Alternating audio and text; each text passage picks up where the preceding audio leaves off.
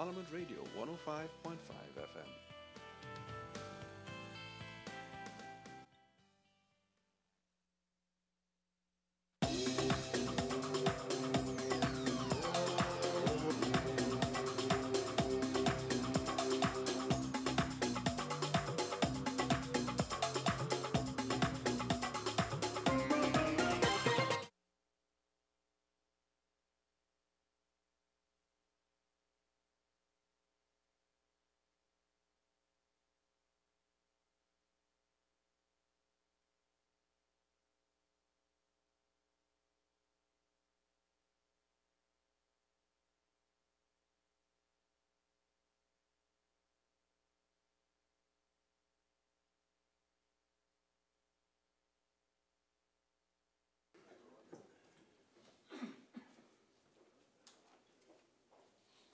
The Honourable the President.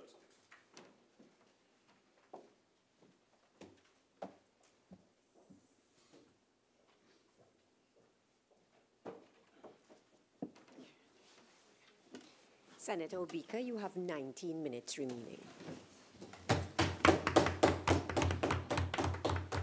I am most grateful, Madam President.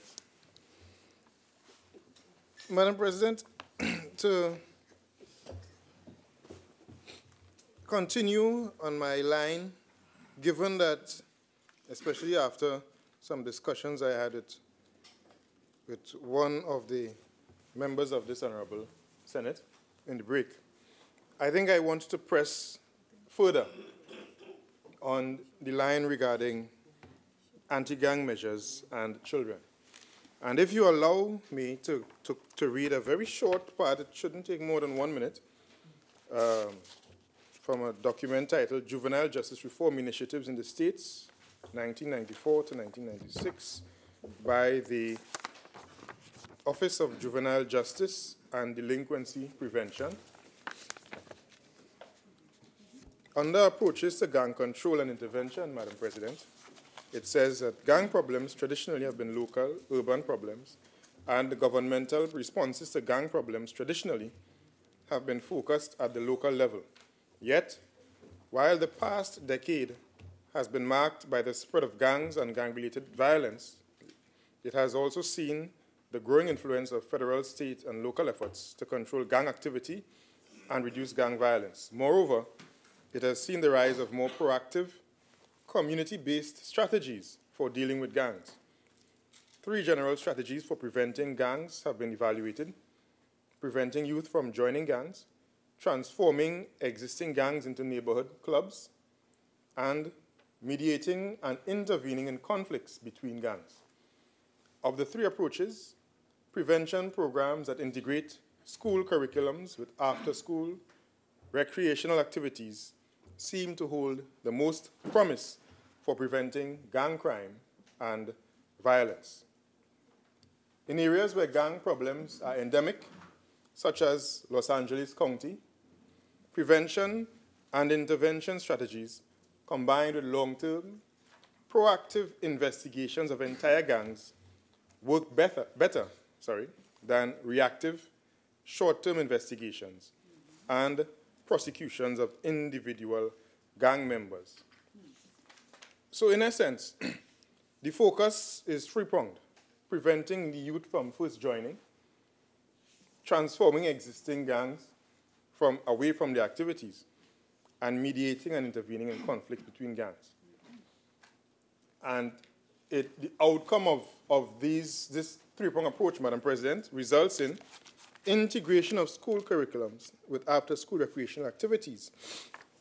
Now, in bringing this back to the context of Trinidad and Tobago and the bill before us, which, of course, is the work of this Honorable Senate, Madam President,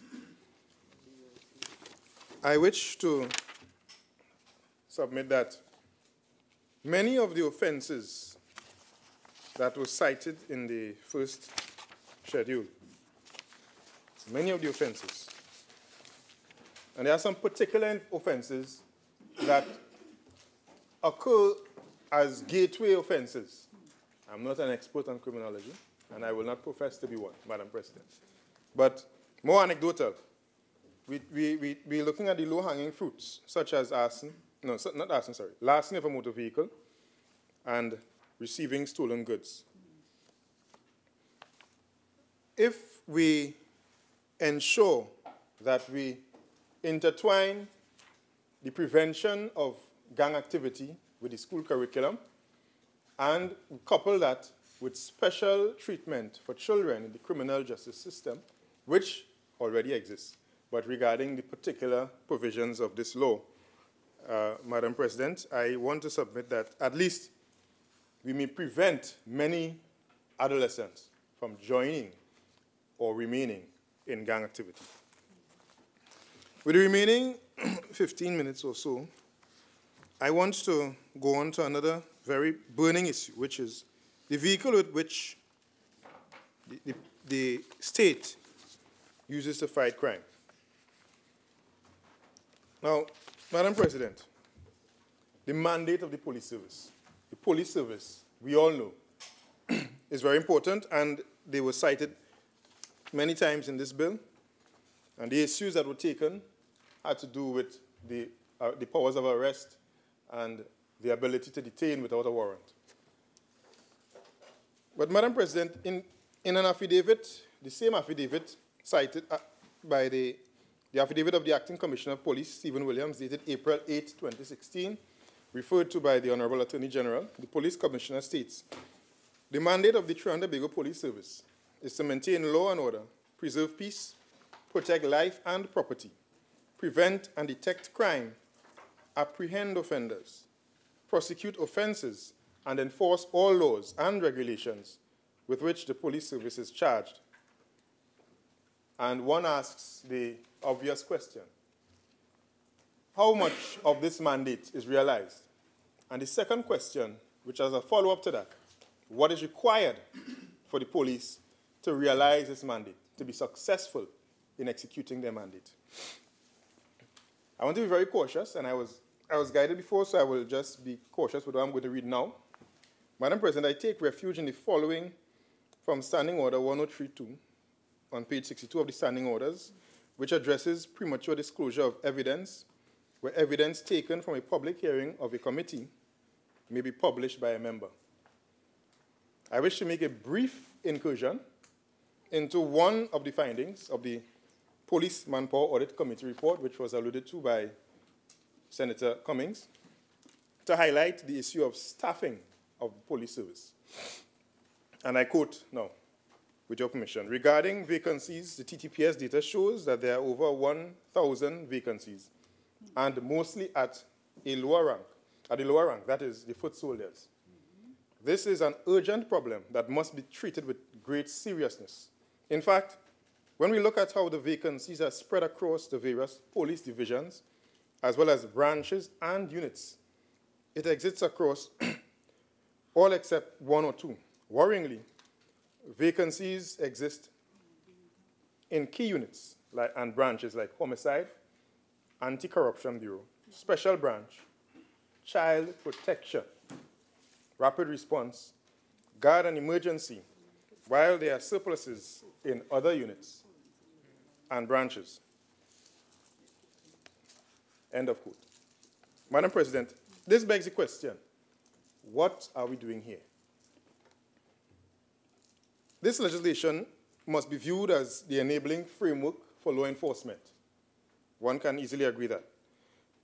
However, recognizing that to operationalize the legislation, the police service needs to be properly tooled. That goes without saying. But what we find ourselves in a situation, we may very well find that we may be fixing one aspect, which is the framework for law enforcement. But that may leave exposed the operational tool. It's as if you have cleaned, to use a very local example for persons who may be listening, you've cleaned one room in the house, which exposes the state of the other rooms. So, in essence, our law enforcement efforts are hamstrung from the beginning.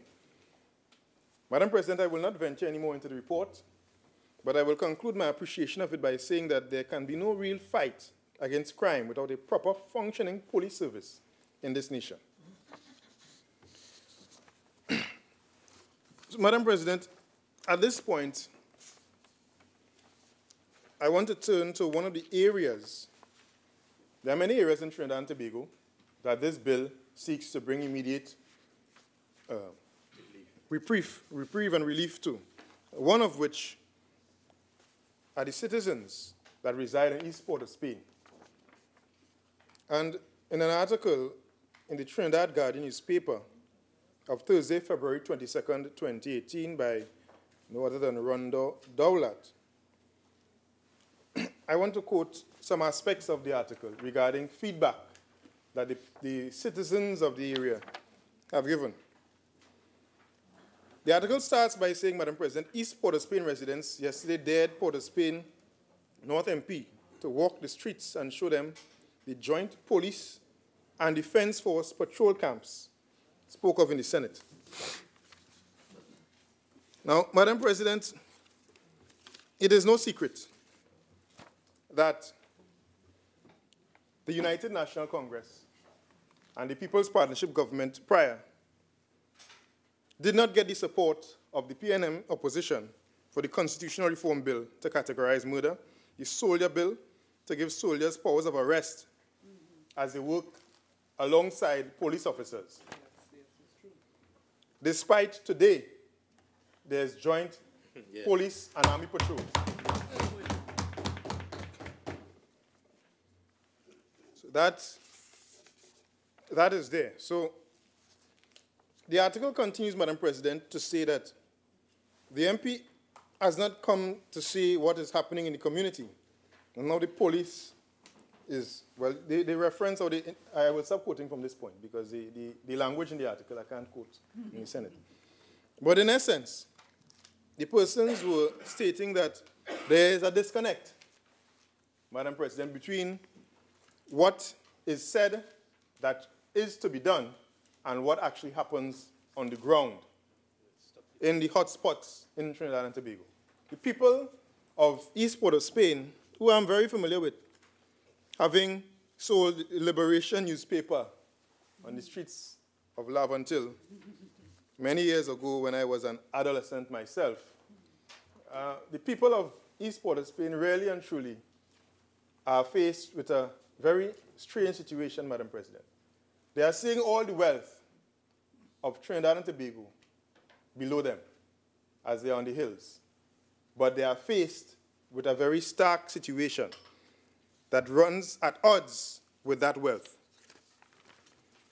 So, and they are complaining that their representation is not good enough. Madam President, which one you get?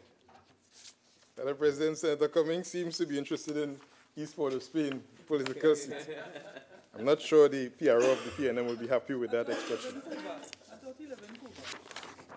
Madam President, I want to turn to what good governance means regarding, sorry. Senator Obika, even after the tea break, I've given you some latitude, but you are straying again, and I'm going to ask you in your few minutes to tie up what you have to say to the bill that is before us, okay?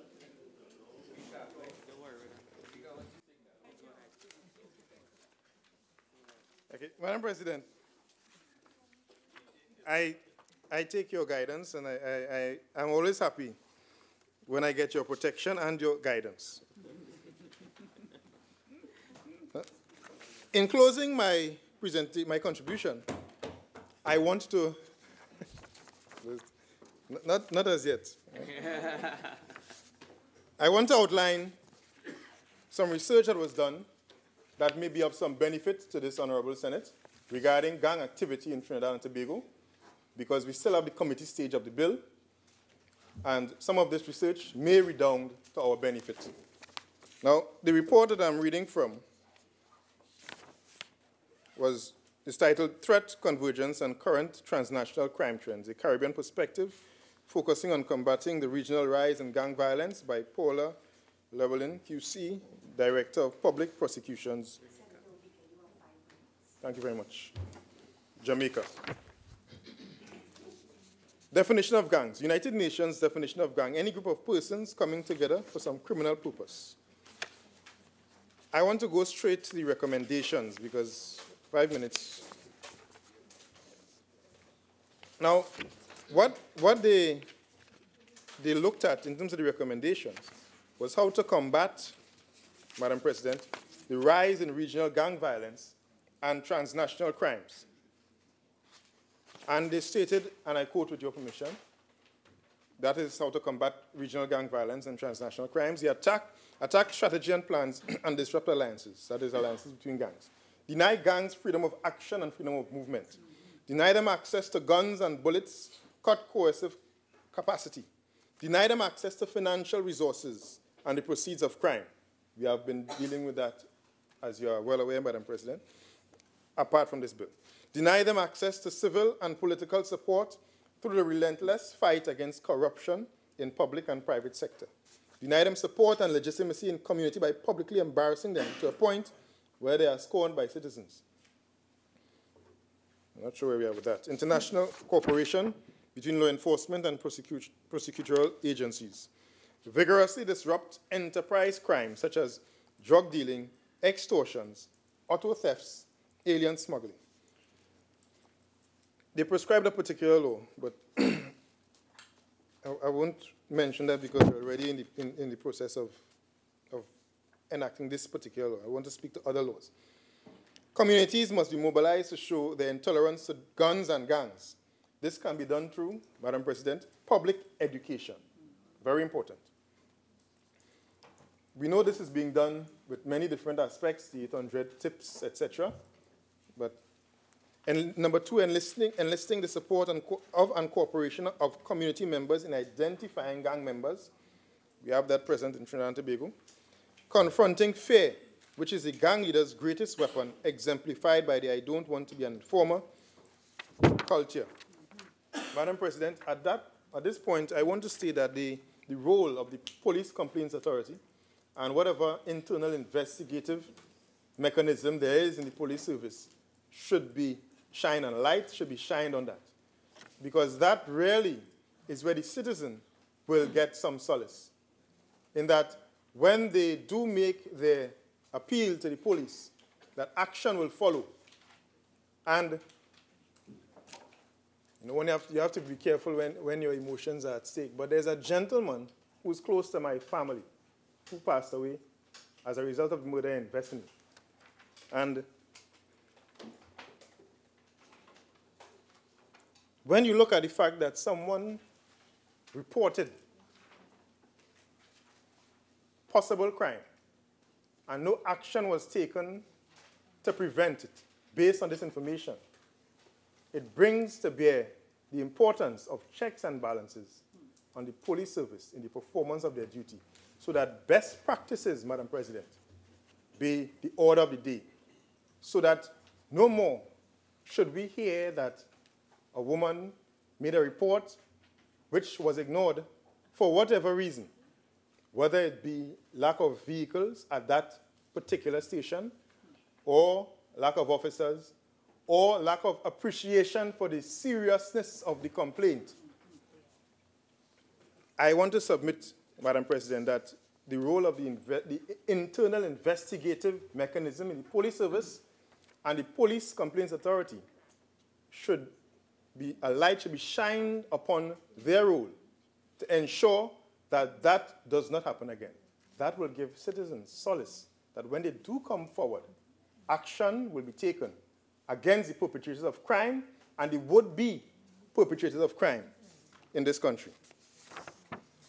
The report goes on, but I've already cited the report for the record. I want to say, Madam President, in closing, this time I am closing, that this nation must be thankful to the United National Congress and the leader of the opposition, the Honorable Kamala Persad-Bissessar, for ensuring that good law rests on the books of this nation. Thank you very much. Senator Shrikissoon. Thank you, Madam President, for recognizing me and allowing me an opportunity as well to contribute to this debate. Before I begin today, I would like to take this opportunity to extend congratulations to our first female president and our sixth president of Trinidad and Tobago, Madam Justice Paula May Weeks. And I wish her all the best, good success, and may God's grace and guidance continue to be with her as she leads this great nation. Madam President, the bill before us today is one that I think has very much great relevance to the context or the situation that Trinidad and Tobago confronts at this time.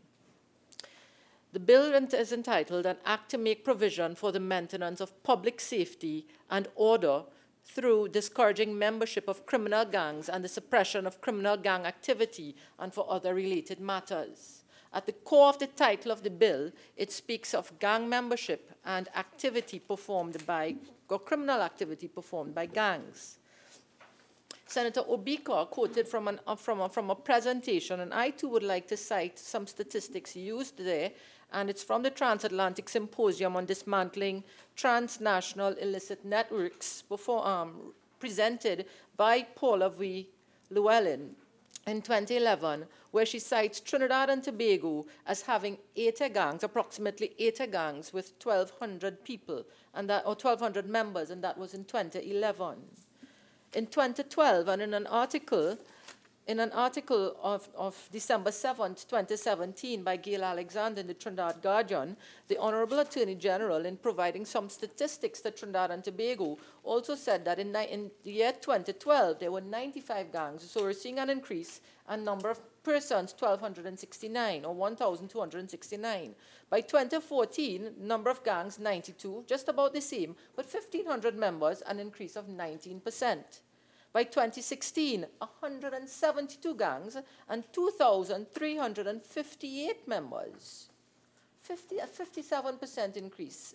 And in 2017, total suspected number of gangs, 211, 2,458 members, a 5% increase year on year over 2016, but almost a doubling of the 2012 position in 5 years.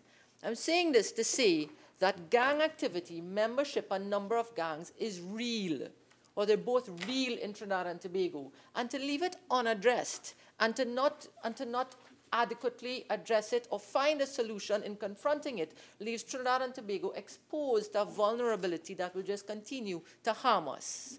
And it is in that context that I looked at this piece of legislation and said, you know, if it is that it has some element of hope for Trinidad and Tobago once implemented and operationalized in a proper way, then so be it, and I will most certainly accept and support it at this time. But jumping straight into the bill, because many members spoke before I did, and I too would like to make a contribution specifically on the bill and try my best to remain focused so that I could make a good contribution towards it. Clause 5 of the bill provides for conditions under which a person can be identified as belonging to a gang. Part 2 of the bill consists of clauses 6 to 14, which deals specifically with identifying offenses of the anti-gang bill. Clause 6 says, a person who is a gang leader or gang member or professes to be a gang leader or gang member in order to gain a benefit, intimidate other persons, or promote a gang commits an offense. And it goes on to say what the penalties would be in 6.2 and 6.3 for a gang member or a gang leader. However, I am not an expert in gangs, nor have I been affiliated with any in any way. But what I do know, and some of us may be able to identify with this, is that sometimes we get text messages on our phones and emails alerting us of some tactics used by others in Trinidad and Tobago or the public who aspire to be in gangs, and therefore they commit certain activities. So they throw stones at your car, they throw eggs at your windscreen, whatever it may be. And those are sometimes referred to as tests of initiation, where the members have to demonstrate some element of will to engage in an activity in order to become a member of a gang. And so they're initiation tests. And so when I look at Clause 6, which identifies or which seeks to specify how a member is identified, if a person is performing an initiation test, then he's not really a member of a gang because he hasn't gained acceptance. But he has committed an offense so as to appease the gang. So his mindset is already there. And so I'm asking for consideration today in Clause 6. And in terms of identifying a gang member, if it is, we can say that if a person performs a condition prior to membership, if a person performs a condition prior to membership or prior to becoming a member of a gang, then can they also be considered as a gang member? I'm just asking, and I'm laying that for discussion. If a person performs a condition for membership, then would he or she be considered a member of a gang and therefore would fall within the identity or be classified as a gang member? Clause 7 of the bill refers to coercing or encouraging a gang membership. It says here, Clause 7, a person who coerces, encourages, entices, aids, or abets another person to be a gang leader or gang member commits an offense and is liable on conviction, on indictment, to imprisonment for 25 years. Again, having limited knowledge of gangs, there is the position where present gang members can facilitate others or through their network and through their influence to becoming members of the gang. And so I'm asking in Clause 7 if we can consider the insertion of the word facilitates. So it would read, a person who coerces, encourages, entices, aids, facilitates, or abets another person. So the insertion of the word facilitates or abets another person to be a gang leader or gang member also commits an offense. So it just introduces another condition for membership where the membership is facilitated by another person. Clause 7 of the bill also pertains to encouraging gang membership and carries with it a penalty of 25 years. Clause 9 of the bill says a person who knowingly counsels, gives instruction, or guidance to, finances in any manner, or otherwise provides support to a gang leader or gang member will also commit an offense and will also be susceptible to or will also be presented with a punishment or imprisonment for 25 years. So we're seeing consistency with respect to gang membership in Clause 7 and Clause 9. But if we drop down to Clause 14, it says here, in Clause 14, a person who recruits another person to a gang commits an offense and is liable on summary conviction to imprisonment for 10 years, and conviction on indictment to imprisonment for 15 years. Now, I personally believe, and I carry this, that recruitment is one of the most important functions in a gang. And without recruitment, the life of the gang is restricted because recruitment allows the gang to continue. Because the lifespan, as an earlier speaker said, the lifespan of a gang member is usually reduced. So there is a great requirement for recruitment. And therefore, in Clause 7 and Clause 9, if the penalty associated with Clause 7 and 9 would be 25 years for being a gang member and concealing or helping someone to become a gang member, then I would say in Clause 14, where a person which says a person who recruits another person to a gang commits an offense, that penalty, in my mind, should also be consistent with Clause 7 and Clause 9 of the 25 years. So I'm asking for consideration here, a harmonization of penalty which brings about the same result, which is an increase in gang membership. So I'm asking for that consideration. Clause 8 of the bill speaks to a retaliatory action of a gang member.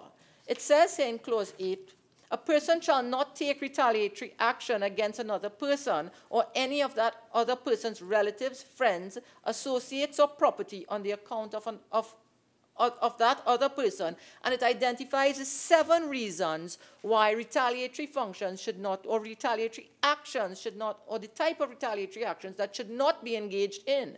And to just list them quickly, it would be 8A, refusing to become a gang leader, B, ceasing to become a gang leader, C, giving information to a law enforcement authority, D, assisting in an investigation of a gang, E, giving evidence in the prosecution of a gang leader, F, refusing to comply with an order of a gang leader or gang member, and G, refusing to participate in retaliatory action against another person or any of that other person's friends or relatives. So we're seeing here activities or being identified as a gang member should not engage in terms of a retaliatory effort if he or she is involved in gang activity.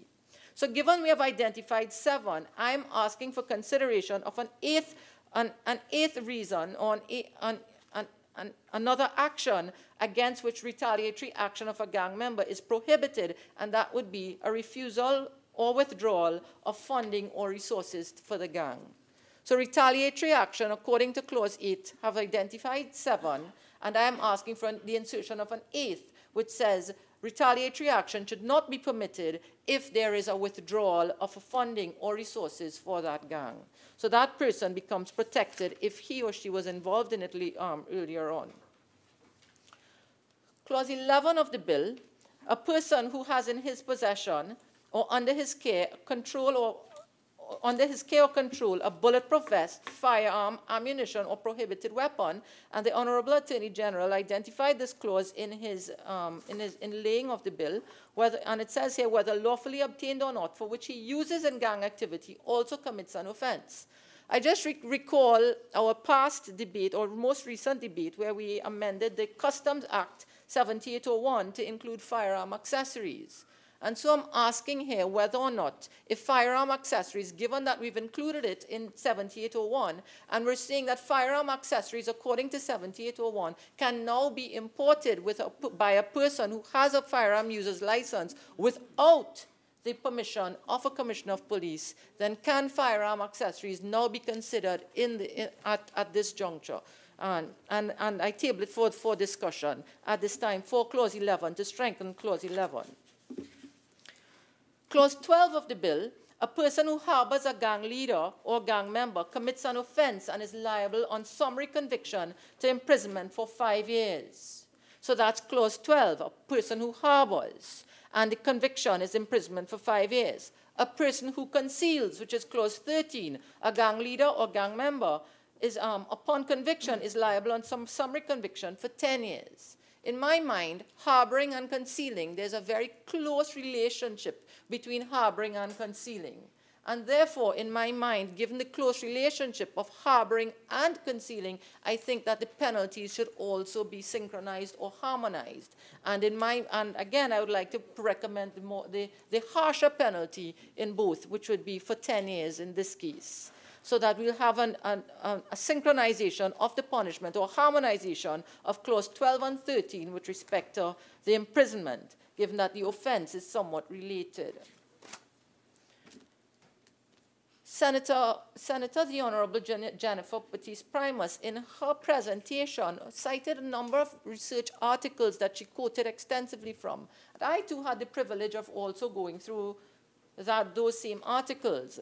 And in one of her quotations, or one article she quoted from, which I also saw, and it was done by the IDB report of June 2016 on crime and violence, it outlined several statistics, and to me it was very, very important. And she did, and the Honorable Minister did refer to it, and I think it's worthy of repeating here. And it says here, to quote the statistics, 51.4% of gang members, and this is specific to Trinidad, had been previously arrested. 51.4% of gang members had been previously arrested, with each member having an average of 2.09 arrests. So we're seeing a very high incidence of crime being performed by gang members and having arrests to their name. The article goes on to say, not surprisingly, arrest data indicated that gang members had committed a larger number of crimes than persons who were not in gangs. The article goes on to say that arrest data in Table 7, which is a table that it quoted, indicate that gang members committed violent offenses at approximately 3 times the rate of persons not in a gang. And almost 26% of gang members were arrested for firearm-related offenses, compared with 8.7% of non-gang members. What's the point? The point here is that given the statistical data and the report, there's a high incidence of crime and repeat offenses being performed by members of a gang as compared to individuals who are not members of a gang. And that's what the article is saying, that as a gang member, you are so empowered that you commit more offenses on a more frequent basis. And given now that the article has demonstrated a strong correlation between crimes committed and gang members, and I would say a strong positive correlation in this case, then I'm asking the question, and I'm laying for discussion, can we then treat with a person who commits an offense and is also a member of a gang? The Honorable Attorney General in prior bills spoke of 1 strike, 2 strikes, 3 strikes probably, where there were repeated offenses and then there was denial of bail, I think, at one point in time. I am asking for consideration with respect to this anti-gang bill. If a person commits a crime or has been arrested once or twice and is a member of a gang, given the correlation between gang membership and criminal activity, then can we consider a harsher penalty and even denial of bail if 2 offenses and gang membership, the person is a gang member and has committed more than 1 offense or has been arrested more than once? So I'm asking for that consideration here, a harsher penalty for gang membership and repeat offenses. Madam President, Part 4 of the bill refers to the powers of the police officers, and these clauses, 15 and 16, has gathered much attention and has been touched on by several of the speakers before, because these are very sensitive areas and it infringes somewhat on the rights of an individual. And hence, this act or this bill is asking us to relax the Constitution in some areas so as to afford this piece of legislation to go through and take effect. So I don't need to get into it too much, but it does say in 15.1, a police officer may arrest without a warrant a person whom he has reasonable cause to believe is a gang leader or a gang member. Clause 16 of the bill says, notwithstanding any law to the contrary, a police officer may, without a warrant, detain a person for not exceeding 72 hours, a person whom he reasonably suspects of having committed or interfering with an investigation. Clause 3 of the bill says, 16.3, where a person is detained under subsection 1, the police officer who made the detention shall without delay inform the person of the grounds of his detention, and B, cause to be maintained a custody record relating to the person detained. What is a custody record? What is a custody record? If I ask a police officer, or if I go to our law books, or I try to research what really is a custody record, and which I've tried to do, I did not come up with a formalized document. So then a custody record, and upon my investigation or my asking about it, a custody record is really an entry made by a police officer. So then is it that we're saying that we're asking for sections 4 and 5 of the Constitution to be relaxed, so as to detain a person who we reasonably think or suspect is a gang member? And the way in which we are keeping a record of this is through an informal document that is not non-standardized. I don't really consent or agree with that approach. If it is that we are relaxing a certain section of the Constitution to enforce police officers to act, then create a legitimate paper trail for which can be substantiated as evidence in the courts of law. It cannot be that we ask for relaxation of the Constitution and the process to do and empower a policeman unto himself to arrest when he thinks or has reasonable cause to do so, and the documentation for it is a casual one. Because it's people's rights we're talking about here. And therefore, as we included in the schedule at the end of the anti-gang bill for an increase in detention, then so too create a standardized form and put the just reason why the person is detained, so that when it has to be queried, the action of the police officer can be questioned, and once legitimate, it goes through. But if it's not, then it can be questioned, and the conduct of the policeman becomes questionable.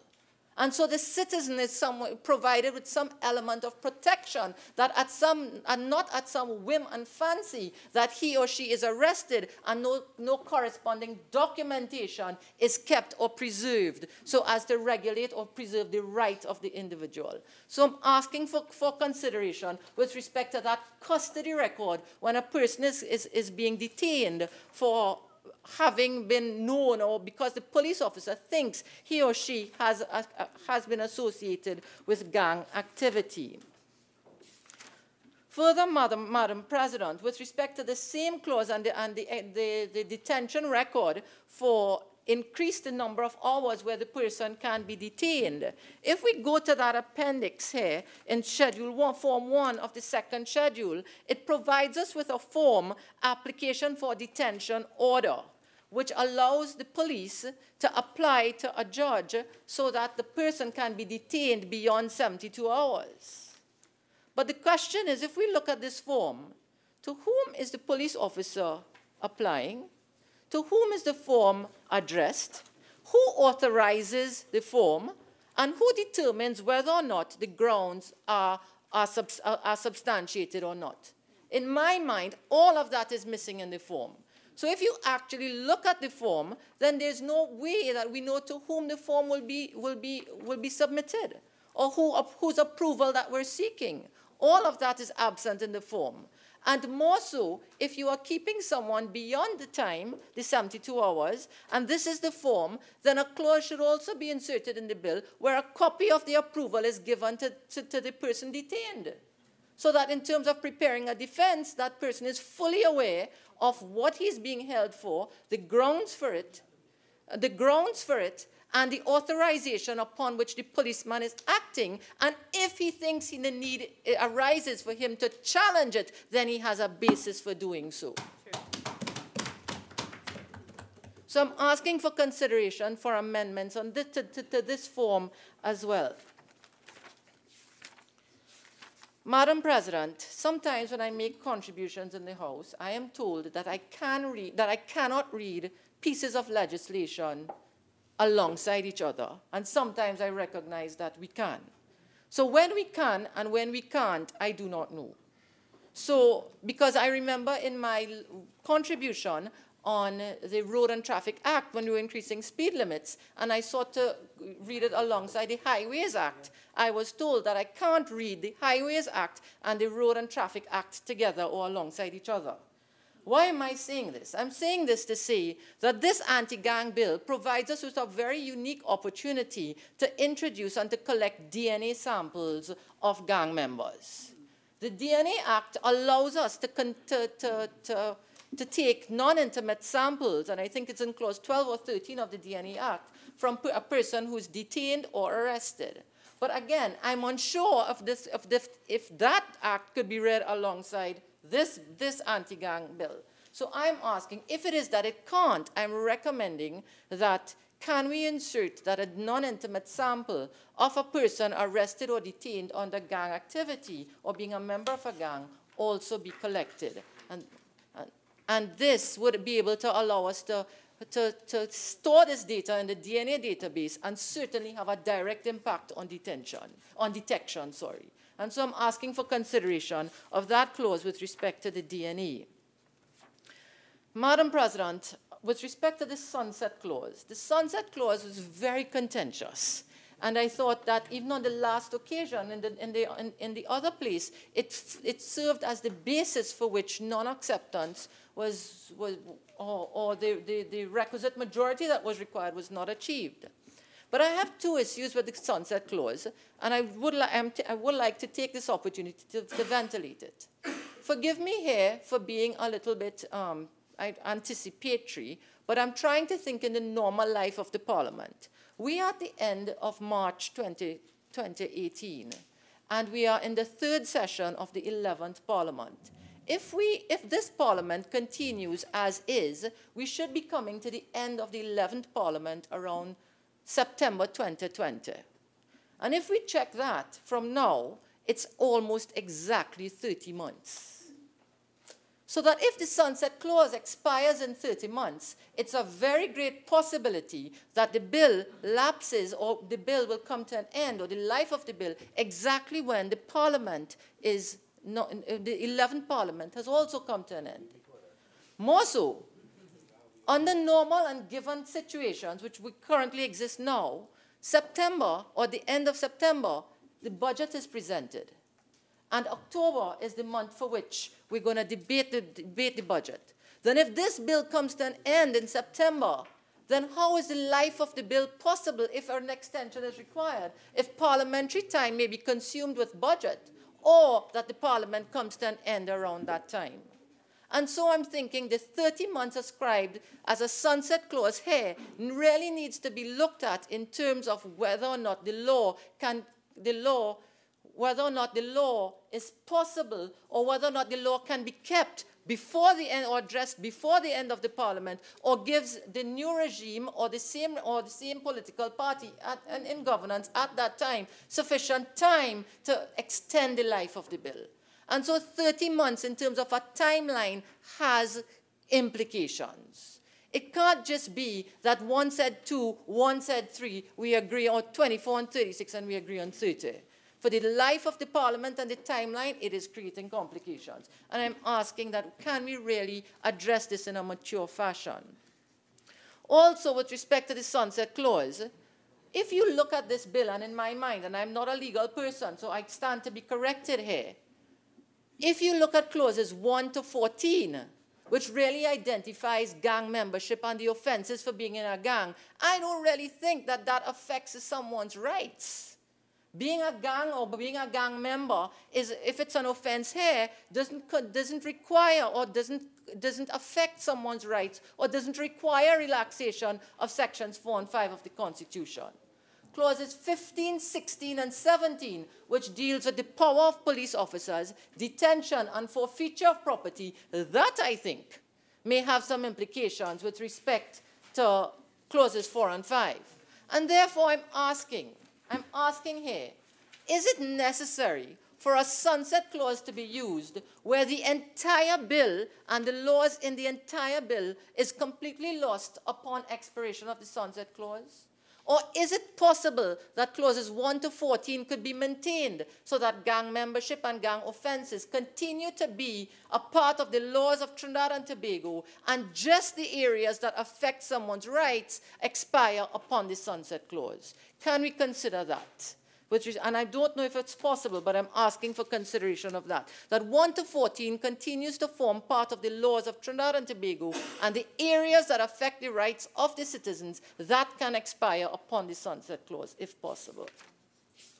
And so, Madam President, as I come to an end, Senator Obika and Senator Jennifer Batiste Primus, quoting from the same article, also cited the element of youth involvement in gang activity.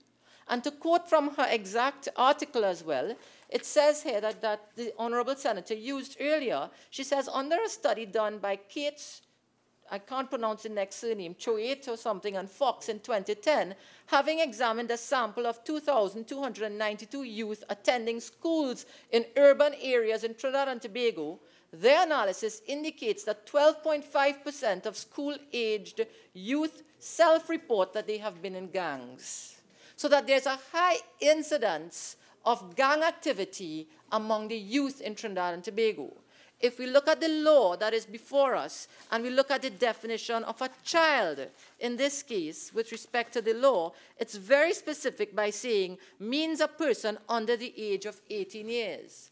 And so Senator Obika was very right in asking the question, given the high incidence or the incidence of youth involvement in gang activity and gang activity in schools, where most people or most children are under the age of 18, then how does this law that we have before us with anti-gang, which is the anti-gang bill, address gangs among those who are under 18 and even in our schools? How is it matched?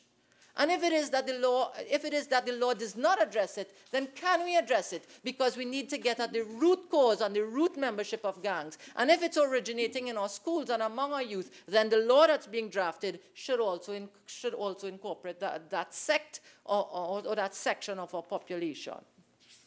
So, Madam President, as I close, in summary, in my usual style, I would usually like to summarize briefly what I would have spoken of.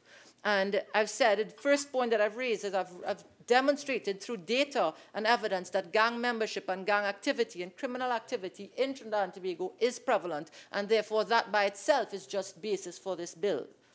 I've asked as a second point that Clause 6, which deals with membership, can we consider inserting those who perform a condition for membership of a gang also be included or also be considered as that of a gang member? Clause 7, I asked for the insertion of the word facilitates so that the clause would also read, or now read, a person who coerces, encourages, entices, aids, abets, or facilitates another person to be a gang leader or gang member commits an offense. My fourth point, harmonization of penalties with respect to Clause 14, Clause 7, and Clause 9, which all deal with recruitment of gang members. And so I've asked that in Clause 14, the penalty would be 10 years on summary conviction and 15 years on indictment, whereas in Clauses 7 and 9, they were 25 years. Can this be considered to be harmonized? My fifth point, Clause 8, which dealt with retaliatory actions of gang members, can we consider including in that list retaliatory action against those who would have withdrawn their funding or resources from promoting gang activity?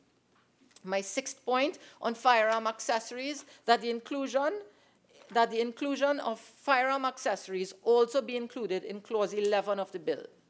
My seventh point, Clause 12, harboring a gang leader, and Clause 13, again here I ask for harmonization of penalties, given that harboring a gang, according to Clause 12 recommends 5 years, and concealing a gang in Clause 13 recommended 10. I'm asking for harmonization. I also ask for consideration be given to the inclusion of collecting non-intimate DNA samples in this bill so that it can be specific.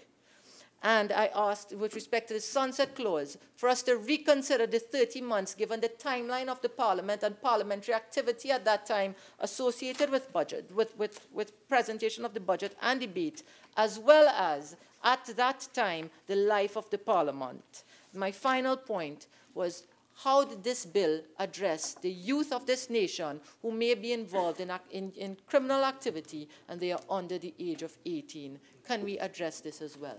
Madam President, I thank you. Senator Ramkissoon. Thank you, Madam President. Before starting off on this very, very important piece of legislation, which is the Anti-Gang Bill 2018, it is a very heavy point or heavy fact that we have to debate this at this era in our nation's time, but I must acknowledge something great that we have done as a nation. We have strongly stood and we have all matured to the fact to accept our first female president.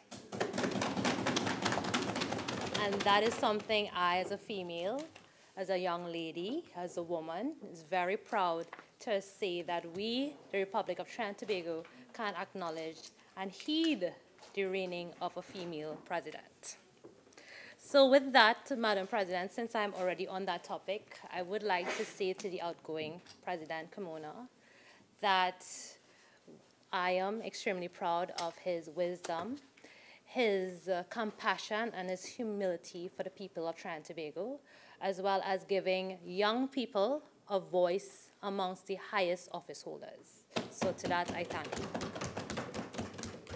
So, Madam President, we are here this afternoon. We have been here for some time, since 10 a.m. this morning, to talk so much about gang-related activities in our sweet isle, Trinidad and Tobago. And the Attorney General placed it really nicely, that is the maintenance of public safety. And unfortunately, many senators before me have spoken about the frustration with the Trinidad and Tobago Police Service. And it is true that a few bad apples does spoil the barrel. It is a known fact. And to say that we are, as a society, frustrated, and we have to now accept this anti-gang legislation as a way forward. So we do lend support, or I do lend support, because it's not like we have a choice. We feel that there's no other way right now because we as a society have reached to this stage.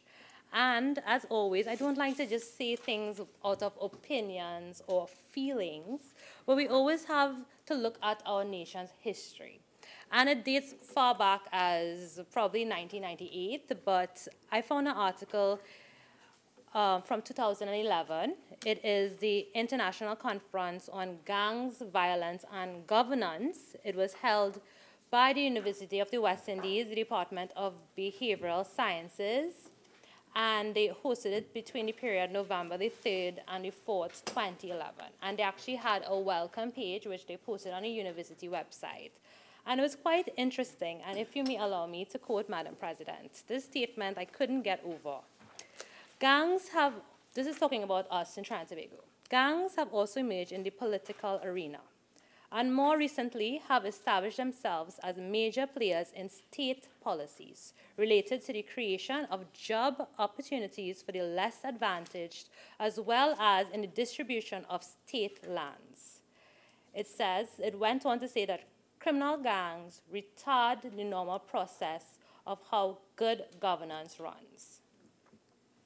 So, after reading that, Madam President, it does play a direct point to how we look at our nation's citizens. It went on to say that a gang is more organized in the nature and its membership are involved in drug trafficking, money laundering, and gun running.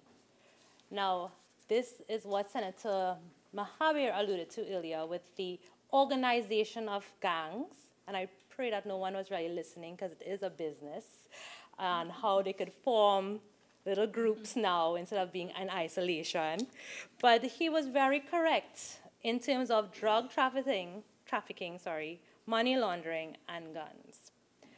And Madam President, they even went on to, in this university article in 2011, we are in 2018, to identify communities. Now, in the Honorable AG, who's not in the chamber at the moment, he did identify different districts that have gangs.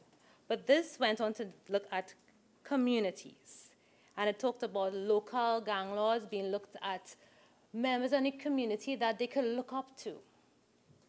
Now we are here to talk about penalties for these respected members in communities. And we have seen the retaliation of gang members when the police tried to intervene just recently. So I'm not sure, Madam President, if this anti-gang bill will now empower the Trinidad and Tobago Police Service to address or do things with these gang-related activities or these gang members that they could not do before. Because they too are humans. They too have family members.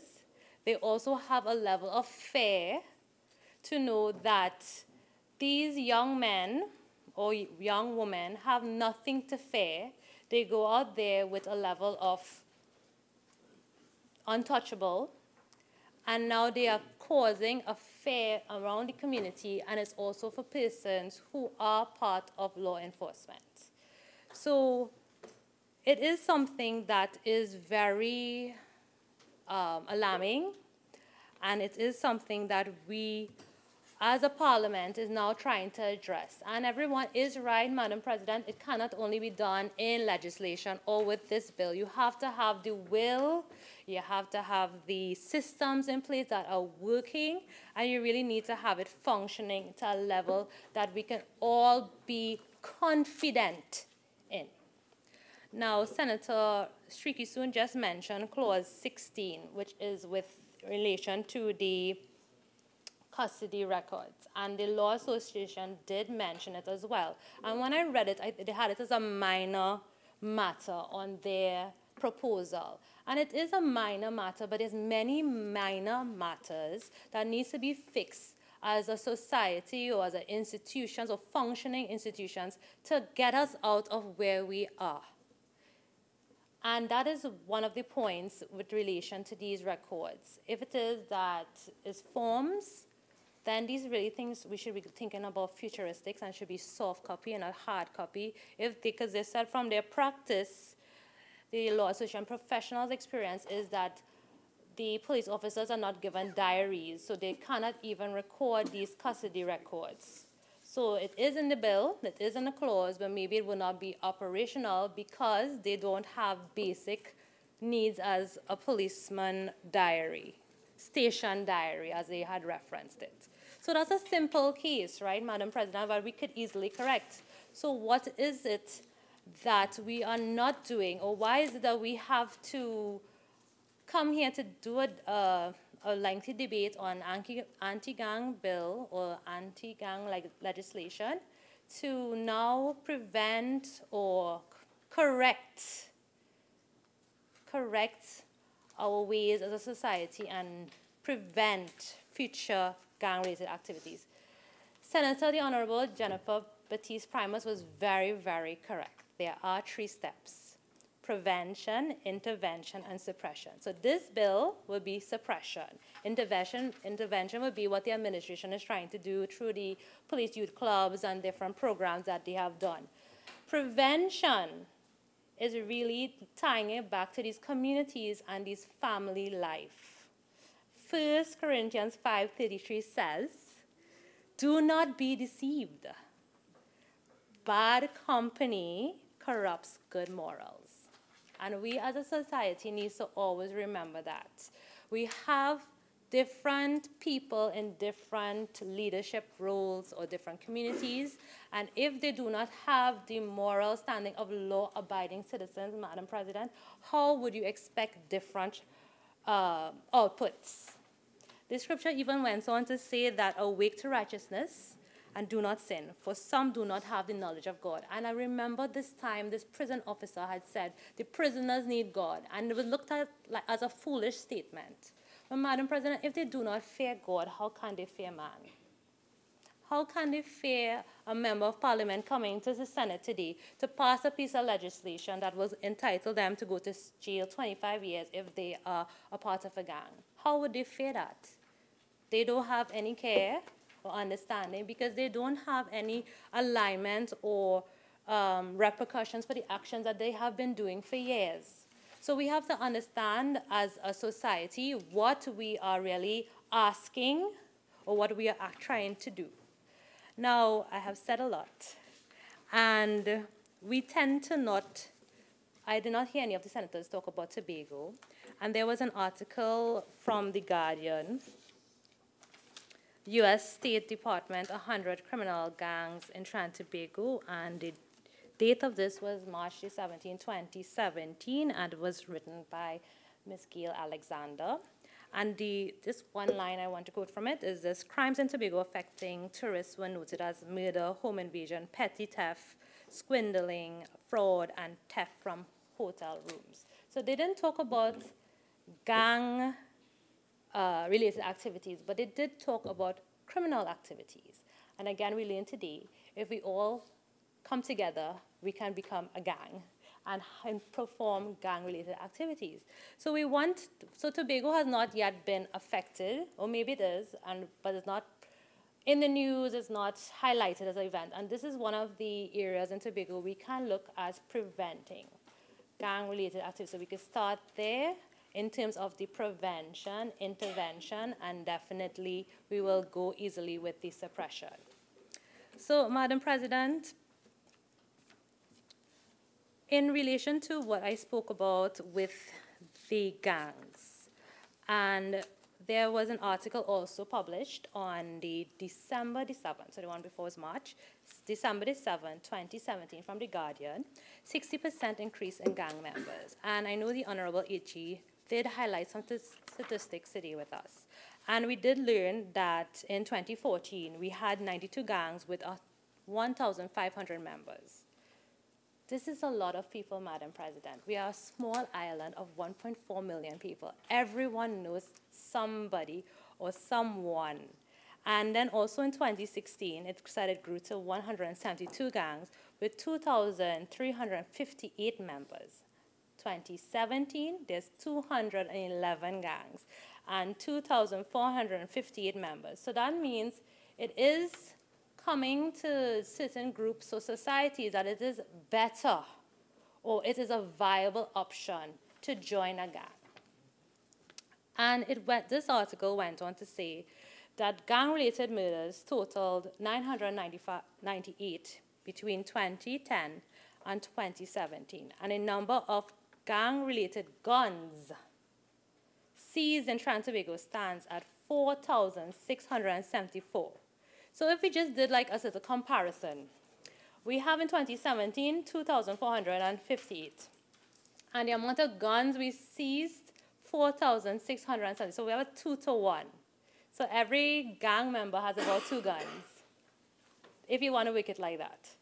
So, and some of these firearms, and they went on to say how many members. And what surprised me the most is that there are 221 members in witness protection programs. And I just want to put a pin there. 221 persons are asked to leave their life as they know it, to go live a different life, different name, different location. They have to uproot everything they have known since they have been born in Trinidad and Tobago to go another way because they have witnessed a crime, they have known they are risk because of a gang-related activity. And Madam President, and we also have clause 12 and 13 that deals with harboring and concealing these things for gangs. But how many persons wants to leave everything to go to this witness protection program? Day in, day out, we hear the police commissioner cry out to the public to share information with the police service. But why? Why should they share information with the Trinidad and Tobago Police Service? Are they going to safeguard their safety? Are they going to ensure that they will be safe after they have identified known persons in their community who are members of gangs or performing gang-related activities? Are they going to arrest these persons without evidence, but through your testimony be enough? And this is the kind of risk. And unfortunately, because we are such a small society, the known person who makes the reports is always known by the criminals. I have no idea how that happens, but it happens. So, Madam President, we are definitely living in a society where every single member of Trinidad and Tobago has been affected by crime. Be it gang-related, be it just some innocent person who is in the wrong place at the wrong time, we've all been affected. And we have to not be ignorant to the fact that children who are growing up in these homes, because I spoke about family life, homes, are not learning to say their name in English, or they're not learning to say a sentence. They are learning how to look out for the police when they are coming over. They are being forced to be lookouts when these members are performing their gang-related activities. And this is the fact that is very much we have to deal with. And I was very happy to see in this bill there is an amendment, there is a clause 14, that creates an offense for recruiting persons and gangs, and further provides that where the person recruited is a child, they have a higher maximum penalty. So clause 14 does speak to children being used to conduct these criminal activities. And I really wanted to point it out because I find this is such a great piece of legislation. I really hope that the law enforcers could really use this clause. And that is, it starts from clause 12, which speaks about a person who harbors a gang leader or a gang member commits an offense and is liable on summary conviction to an imprisonment of 5 years for the purpose of the subsection 1, where the gang leader or gang member is a child, and the person convicted is the parent or the acting guardian of the child. And I have spoken many times in the Senate about parents being held accountable for the actions of their child, because they are teaching, the child can only do what they are taught. So, Madam President, it's such a joy to see that in this piece of legislation, but it also gives law enforcement now a kind of difficulty, or judges a difficulty, because how do they now pass a judgment on a parent who is just providing shelter to their child, their good child, or a grandparent, or a pensioner? So all of these things do unfortunately exist in our society, and how we intend to be dealing with the prevention and the suppression is very, very, very critical. And we will not see change unless we as a nation, especially the government, makes a solid step and says, this is what we're going to do, this is how we're doing it, and the cases are allowed to flow like such. The enforcement needs to enforce the law. Senator Roach made it very clear. We have many pieces of legislation, Madam President, that is passed, assented to, that can pick up these persons off the streets. For example, children are supposed to be in school, but yet they're not in school. We have legislation that deals with drugs, illegal substances. Why can't they be picked up for that? They're in and out. They get bail, and I think if you get bail 3 times, if you have offense 3 times, you're only allowed bail 3 times after that. They keep you for, detain you for a little while. So unfortunately, these criminal elements or these gangs know the system better than you and I, and they play the system pretty well. Unfortunately, we don't pick them up when they are minor offenders. And that is going back to the prevention. Madam President, we are not seeing in this piece of legislation where Trinidad and Tobago Police Service will take you seriously. And let me give you my brief example. I have asked permission to share this case with the Senate because it involves my parents. I have asked for permission and they have granted it. A few years ago, they have lived in the same community for over 20 years, so close to 30 years. So they have literally worked hard and built their home, and neighbors and everybody's very, very close. It's like a village. And recently, they had a young man who came to rent in the community, and he saw that my mom loves orchids, and he liked them more than her. So he would jump over the wall, and for Valentine's Day, he would cut all the flowers and jump back over. So being mommy, she was very distraught, and she went to the police to make a report that someone jumped over her wall to cut all her orchids. And the police officer looked at her and said, "Ma'am, did anyone die?" "No." "Ma'am, are you hurt?" "No." And that was the end of that. So consoling her was a little bit difficult after that. And her trust now into the Trinidad and Tobago Police Service was not a very good one after that. And so my parents decided they wanted to install cameras.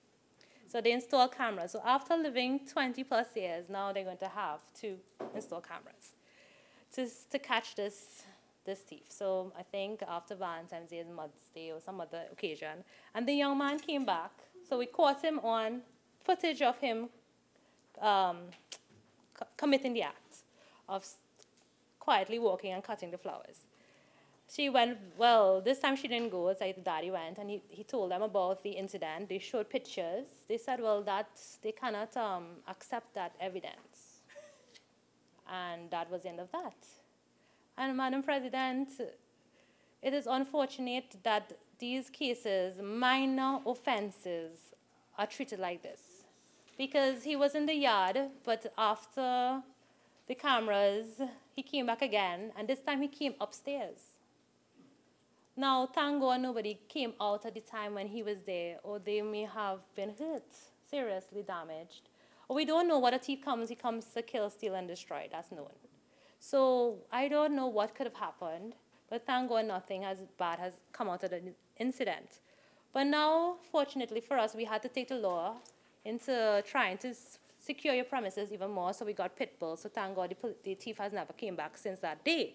But Madam President, that's a small example of how the system fails our society. And it's simple things. If they had picked up the young man, they could have gone and reformed him. They could have sent him to one of these programs.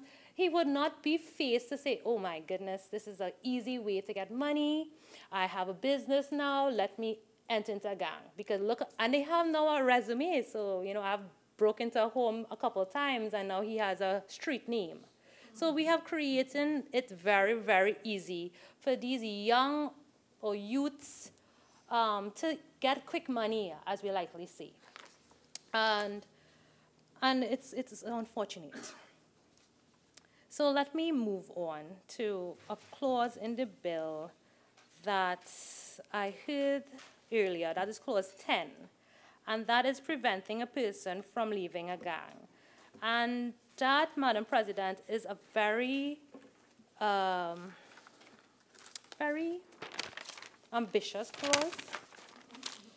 A person who prevents a gang leader or gang member from leaving a gang commits an offense and is liable on conviction and to imprisonment of 25 years. Madam President, leaving a gang is not so easy. There was a live program on Trinidad and Tobago Nation's radio program, ISAP 98.1. I was listening to it while going home. And this young lady came on to just explain her life testimony about what she went through. How she was in a gang, well, she was kind of running the gang, and now she wants to come out of the gang, and she had to hire private security. Now, this young lady have to do that because they know she's going to lose her life because of all the threats on her family life. So it's not that simple just to walk away from a gang.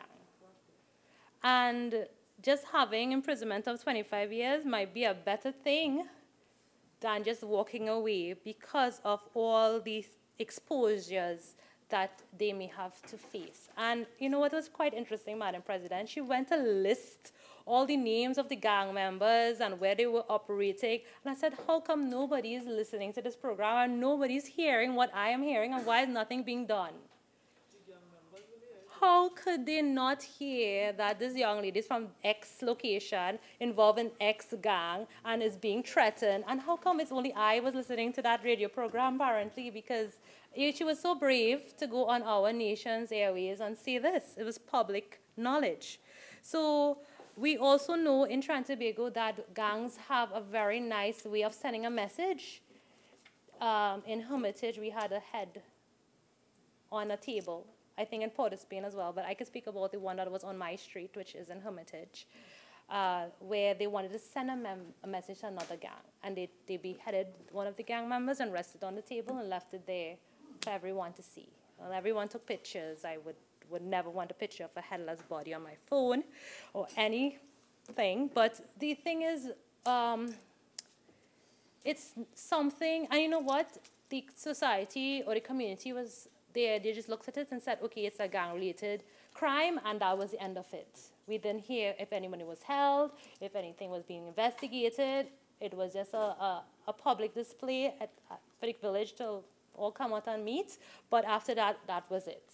So I'm not sure if this piece of legislation really speaks to those extremists, as I would call it, and how we would capture them, and how would we really protect persons who really want to change their life or turn their life around. Because it's communities that you're born into, Madam President. It's not like they have chosen to grow up in an area that that is the only means of income. So, Madam President, I also would like to talk about Clause 17, which is the property for forfeiture. And I think it's very good that persons who own property, if their property is being used to conduct criminal activities or gang-related memberships or gang-related activities, those persons will be charged. But unfortunately, again, this is not how it works. Right where in Gasparilla, there's this home, abandoned house, and it is being used for gang-related activities, drugs, and selling of drugs. The cameras have evidence of this happening. Again, they're not using it. But the thing is, the owners of the home cannot be found. So we had asked that the home be either demolished or cleaned or something be done. And then the councillor for the area, because he knows the men who are involved in this gang, is now afraid to bring this information that he has to the Trinidad and Tobago Police Service. Because he lives in the area, Madam President, so he doesn't want to put himself at risk or his family at risk, because he has children, he has a wife, you know, he's a human being living in Trinidad and Tobago. So now we are faced with a situation. There's a building being used, there's no owners, and now the councillor, because we realize that we are advancing, the Trinidad and Tobago Police is not, they actually are providing a service and they are being reactive. However, now, because the council is realizing something's done, he said he believes that they had some tax forms from being paid 18 years ago, Madam President. They want to talk about landowners for now. So what is happening? We have people with fear if they remove or if they alert the Trinidad and Tobago Police Service that this house is abandoned and is being used to conduct gang-related activities and have gang members. Now they are in a fear, so now they don't know what to do with the information. They're keeping it, they're holding it. They're not sharing information. And the life continues.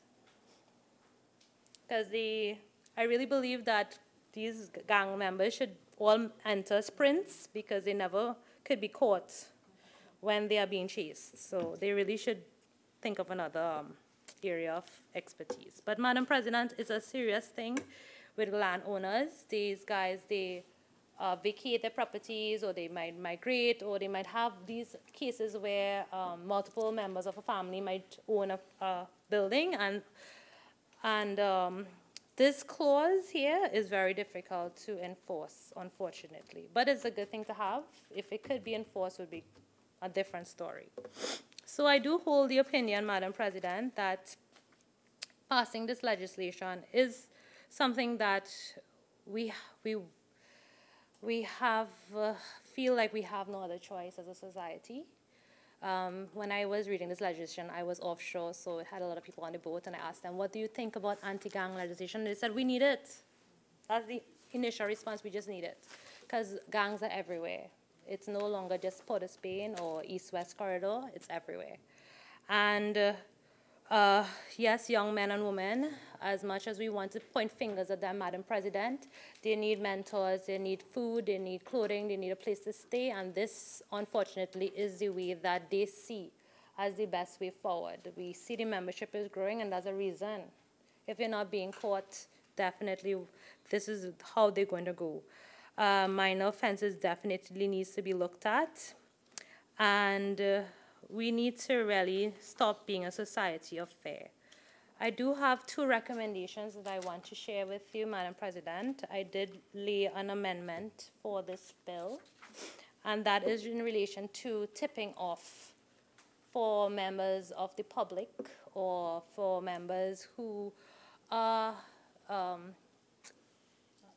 public, just members of public, who may know of a raid or who may know that they're going to arrest a gang member, and they actually tip off the gang lord or the gang leader. They should be charged, or they should have a penalty for that, and that was not in the bill before us. So I am not too stringent on the fine.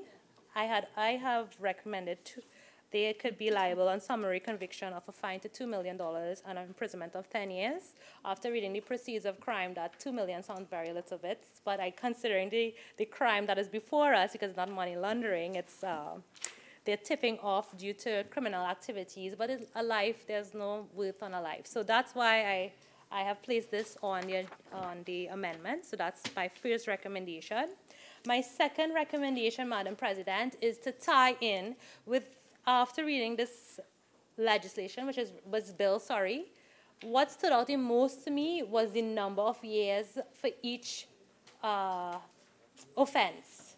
25 years, 20 years, and the list goes on. And then I remembered that it costs the state $20,000 to $25,000 per inmate for one. So we have about 2,000 plus gang members, and for each one of them, you're charging me, taxing me, to pay for $20,000 to take care of them. I couldn't understand that. No. So my recommendation is not really to just imprison them, especially the young offenders. I would recommend that we look at the electronic monitoring bill, which was assented to in 2012. And I look at that as a means to bring down the cost of incarceration. And it really would not have the issue of having to pay $20,000 to $25,000 for a gang member who is not a gang lord or who is not so influential in the society that they can come out and do some community service. They can come and try to be a positive contributor to our economy. So that was one of my recommendations. Unfortunately, I didn't realize this electronic monitoring was such a controversial issue, because on the fourth report of the Joint Select Committee on National Security, they had the inquiry into the prison security and the status of investigation into the Port of Spain prison break on July 24, 2015. One of the recommendations, actually, so they have security priority list, and this is the report that was laid. It says, electronic monitoring whereby persons can remain in the community under surveillance rather than come into prison.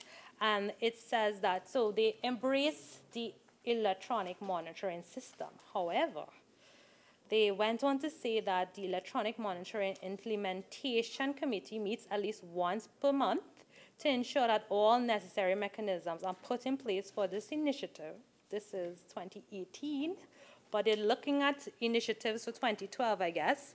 And the committee is pursuing a government-to-government arrangement for the assistance in the implementation of this program. To date, 3 presentations have been made, and they went on to say that they're still finalizing different aspects of this electronic system, and it went on to say that they have 300 devices that I guess because it says is expected to commence by September 2017.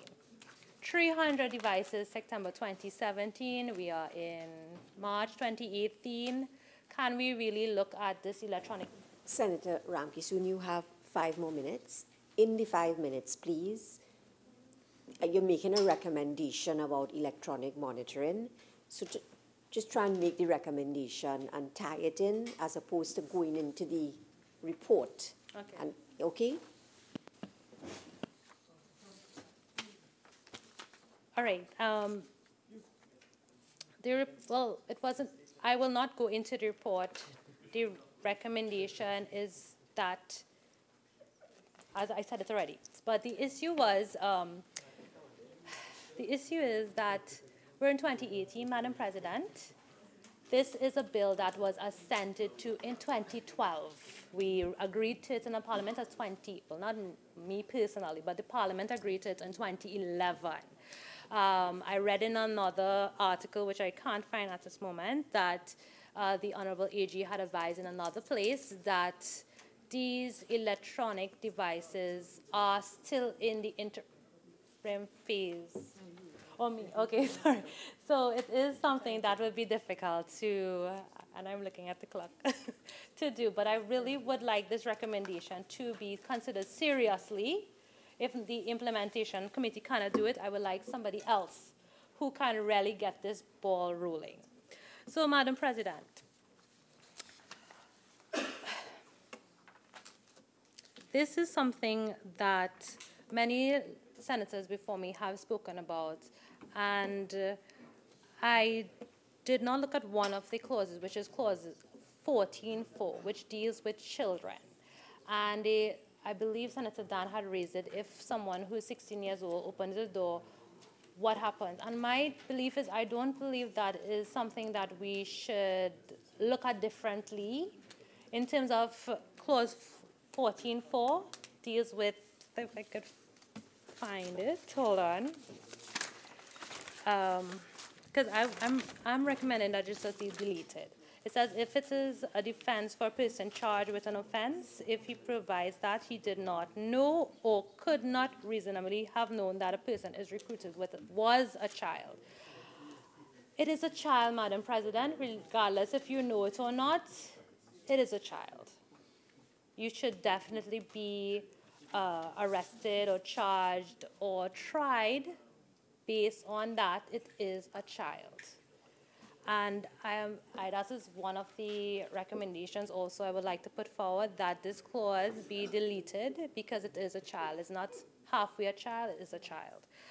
Madam President, there's a lot of things in the public domain about children being used by these misused by these gang members, and it is nothing that we are proud of. I do hope that we all can heed Senator Baptiste Primer's words of prevention, intervention, and suppression. That is something definite.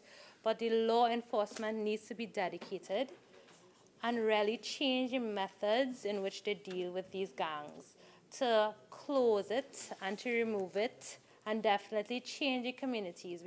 We need to have the police officers in these communities, not just to walk, but definitely be the role models and not the gang leaders. And until we do that, we will not see any changes, unfortunately, because these are the role models that these children are growing up to see, and they want to be the next. So until we can address these things, it is good to have this anti-gang legislation, but if we don't change these core principles, it will be something that will be near impossible, unfortunately.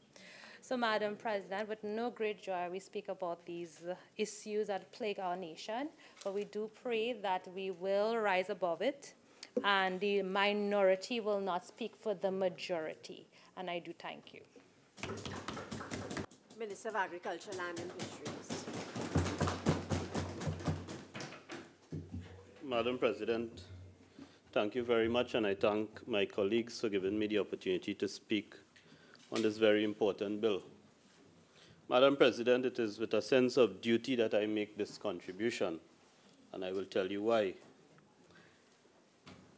Let me first reflect, Madam President, on some of the contributions that went before me.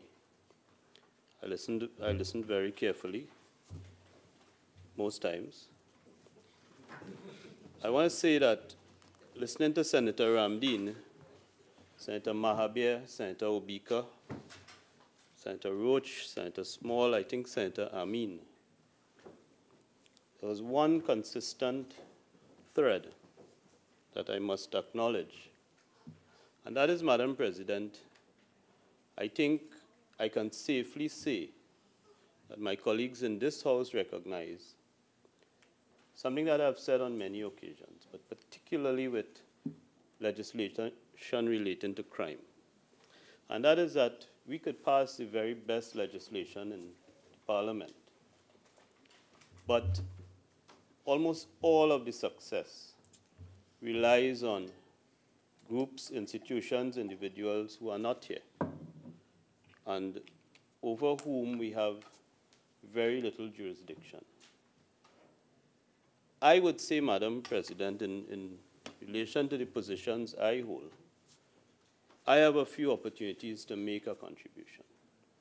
I would say first that I have an opportunity to make a contribution at the level of my party. Given the party structure, as a cabinet member, I could make a contribution and I could lend a voice within the ministry, within the Senate, at the joint select committees, and in my community. But I think, Madam President, we're getting to the point where we realize that some of the work is done here, but a lot of the work has to be done at the joint select committees and the select committees. And that is because a lot of what the output of what leaves the Senate ends up in the hands of people, we've been complaining about them for the day. Whether it's the public service, the public servants, the police, and the various institutions. That is where the challenge lies. And part of the work is to produce good legislation here. I would not say perfect legislation, but good legislation.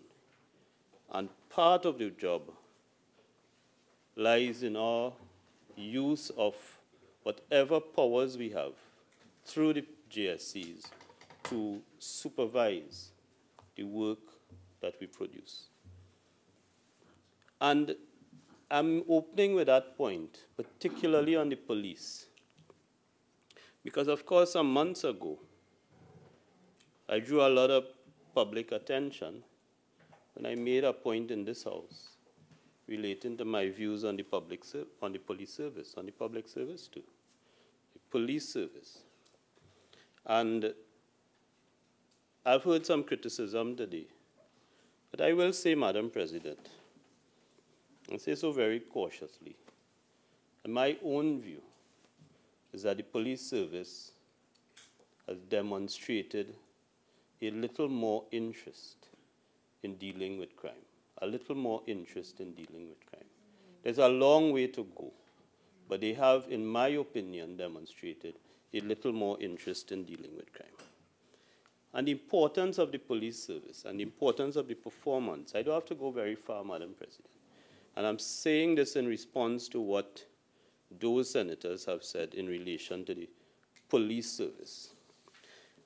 In 1999, Madam President, we introduced domestic violence legislation in this country. I'm just using it as an example in response to my colleagues, to add to what they've said. And there are two important sections of the domestic violence legislation. The first section is Section 20, that deals with the consequences of contravening an order. Because for domestic violence legislation to work, there must be an order of the court. And there are consequences of contravening that order. The consequences range from the first time, the risk of a penalty of $9,000 and 3 months imprisonment, to a second or a third conviction. And by the third conviction, the prison term is 5 years. So there is an order and there are risks relating to contravention. But when you get to Section 21, Madam President, Section 21(1) says, and this is in Part 6 of the Act, under the heading Police Powers of Entry and Arrest, Section 21(1) says, and I quote, "A police officer shall respond to every complaint or report alleging domestic violence, whether or not the person making the complaint or the report is the victim." And at subsection 2, "It shall be the duty of a police officer responding to a domestic violence complaint to complete a domestic violence report, which shall form part of a national domestic violence register to be maintained by the Commissioner of Police." And the Parliament producing this legislation in 1999 would have done its part. And I am sure, as we have done today, laboriously going through section by section and word for word, and giving to the police the very important responsibility of taking a complaint, and it says, shall take a complaint. It is important because, Madam President, there is no other functionary in the country who could take a report or a complaint about domestic violence. It falls to the police.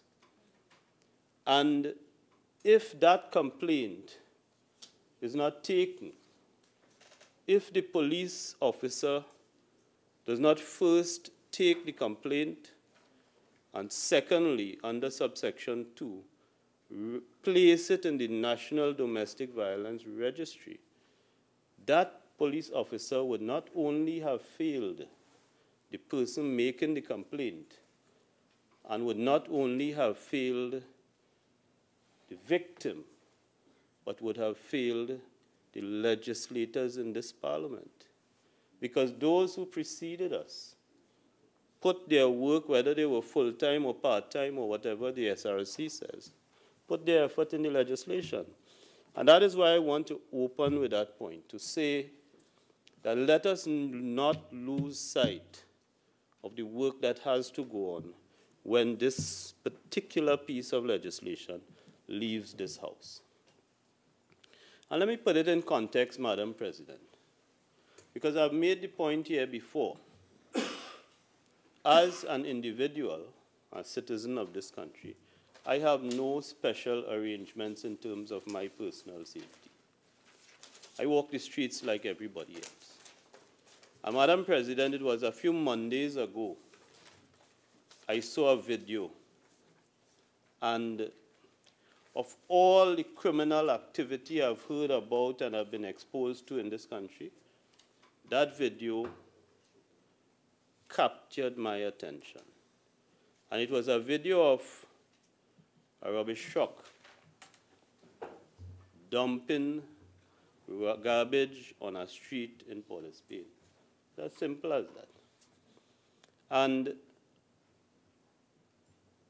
I don't think it surprises you, Madam President, to know that out of that, it is only the driver, as far as I know, the driver of the truck, who has been charged. And he's been charged for littering and obstruction.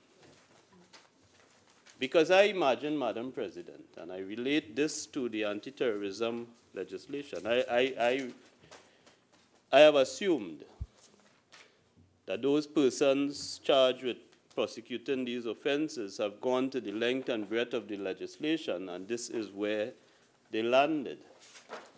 But, Madam President, someone walking down Frederick Street and turning over a dustbin is one thing, one set of facts. Someone walking down Frederick Street and turning over a dustbin to impede person or to block law enforcement officers to reach into the scene of a robbery is a different thing. And that is what this legislation before us seeks to do. It seeks to criminalize intent and purpose in a way we have not criminalized it before. Because if we had this legislation, the dumping of that garbage and some good police work may have brought a different result.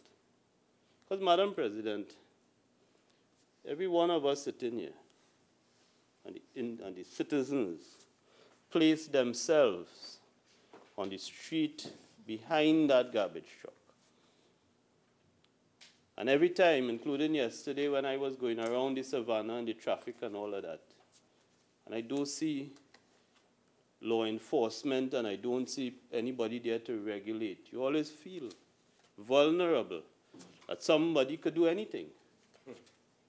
From kicking your door and denting it, to breaking something, to breaking a glass. Let's face it, that is where we are. And unless we have on the law books the type of offenses created that could deal with criminal intent and purpose of organizations and so on, we would have been missing an important opportunity to criminalize the conduct that really pervades in the country. And that is why that is important, a garbage truck, so that we can move from littering and obstruction to having law enforcement deal with more serious offenses arising out of the very same facts and more serious consequences. And I don't think anybody here, compared to last session when there were arguments on the money laundering and the I don't think anybody is questioning the severity of the jail penalties in this legislation. I want to just go back to Senator Ramdean, Madam President.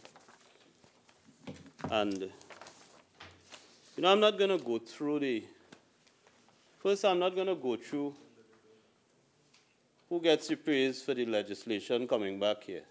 I think I'm on record, Senator Ramdean, on recording my disappointment that we did not agree on the combination bill of bail and anti-gang.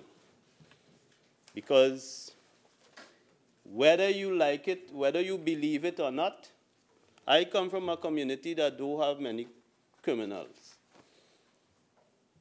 But that bail legislation kept the only two that we have off the streets for a good little time.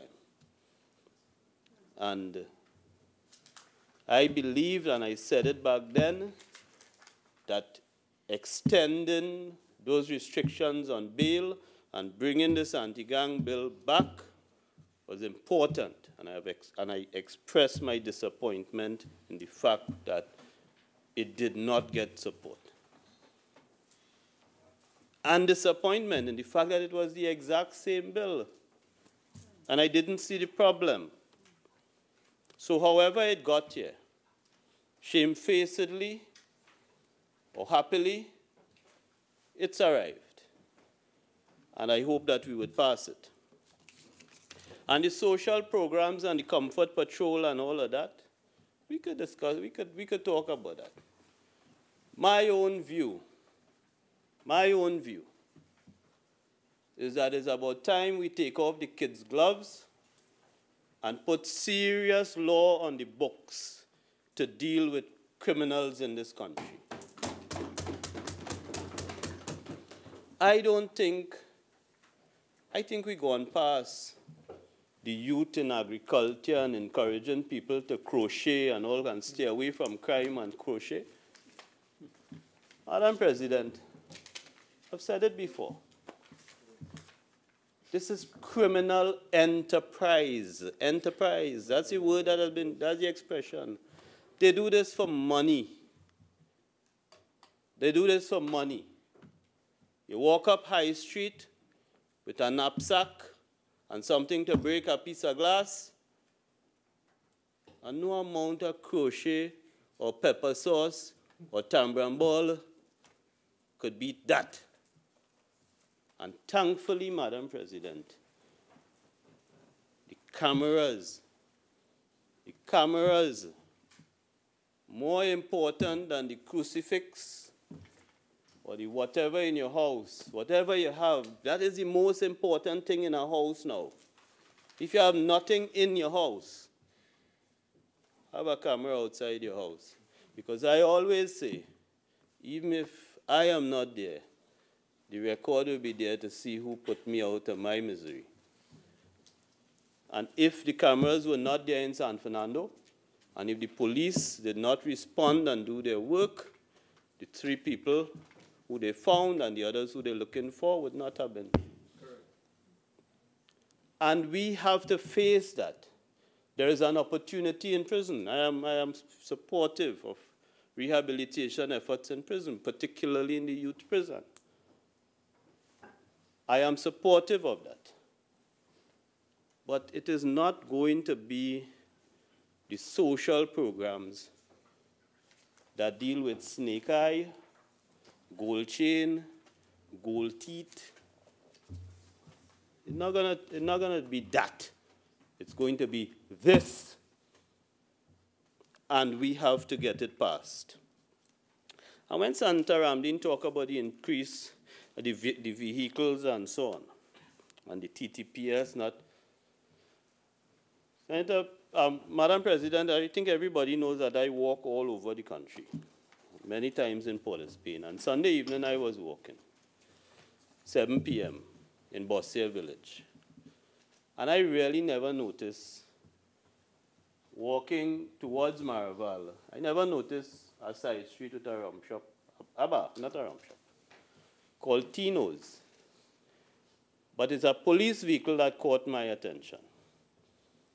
I saw the vehicle parked at Tino's drive, and then I saw it was being driven out, so I stopped for it to cross, and all the glass wind down, and every man rocked back with a stag. I know it's not pervasive, but I'm just telling you, because they had some shooting later on in Maraval, a day or two after or whatever, and if they were depending on those officers in that vehicle, well. But the point is this. I don't want to dwell on it. This issue of police vehicles it's crossed every government. And you go down, because I told you once before about down by the barracks. And it has grown like they're planting old vehicles in the barracks now. You would see an array of vehicles. And you know what? This is an Auditor General, Madam President, did an investigation or an audit into this management and maintenance of vehicles in the Trinidad and Tobago Police Service. And the report is dated March 2010. And the point I want to make is that, listen, Madam President, I don't even drive. Right? I don't drive. I am not allowed to drive. I can't go and I can't fix no vehicle, I can't repair no vehicle, I can't help the police with the vehicles. I could help the police with the legislation. But there must be a management system, there must be somebody out there whose responsibility it is to keep this fleet on the road. The taxpayers cannot continue to buy, repair, fix, give them the vehicles. And it doesn't matter who is in government. This report, Madam President, in answer to Senator Ramdeen, and I'll just quote a little piece of the report. During the period 2006 to 2008, 86 million was spent on the acquisition of vehicles. Despite this government investment, it's not government, you know, it's taxpayers. The police service continues to be hampered by a lack of mobility, which manifests itself in public complaints about the police service's inability to respond in a timely manner. Our audit was conducted to assess the extent to which the police service properly managed and maintained its vehicles. A key problem with the management and maintenance of police vehicles has been the absence of strategic planning and policy direction at all levels in the fleet management process. This important area has been given low priority by the police service, resulting in the failure to achieve value for money. And Madam President, a part of this report, when I read it years ago and read it again today, surprised me, stunned me. The taxpayers at one stage had paid for over 200 police vehicles, which for the first time included a maintenance arrangement by the supplier.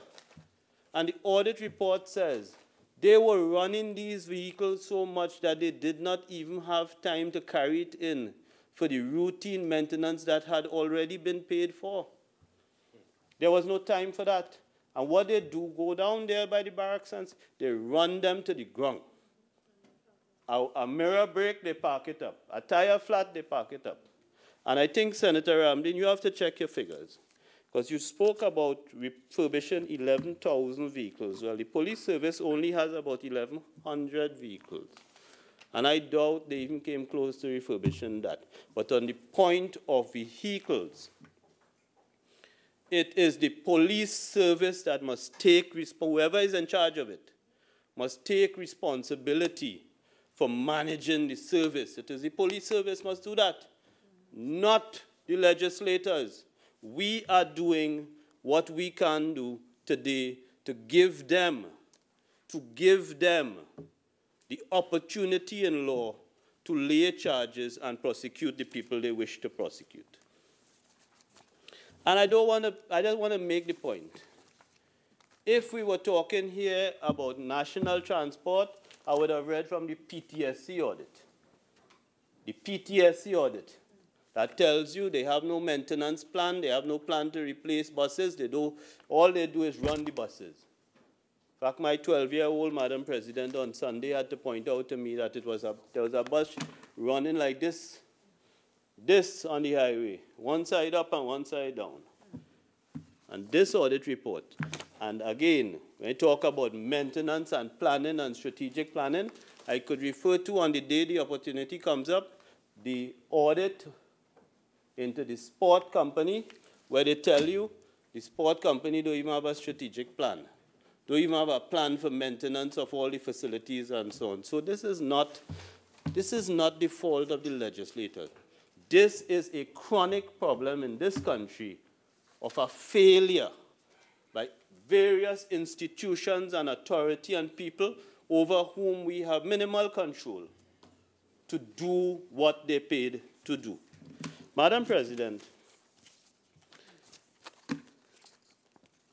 the Attorney General is my friend. He's not here. But I must say, you know, I am one of those who, I'm always very harsh on him. But I must say, the Attorney General, and I think every Attorney General, it's not an easy job, has really, with his staff and the CPC and the people who work on these bills and so on, they've done a tremendous amount of work. When you look at what has come increasingly before us from 2015-16, 2016-17, and in the current term, it has been a significant amount of legislation. We haven't agreed with all of it, but it has come. And over the next few months, I think more and more of it will come. And it has come. And consistent with the legislative agenda that he has laid, he's brought the legislation. And I'm saying that to make the point that no one piece of legislation, as I've said before, is going to fix the problem. And I heard Senator Ramkissoon in a previous debate talk. I didn't get, that is when they shouted me down, Madam President.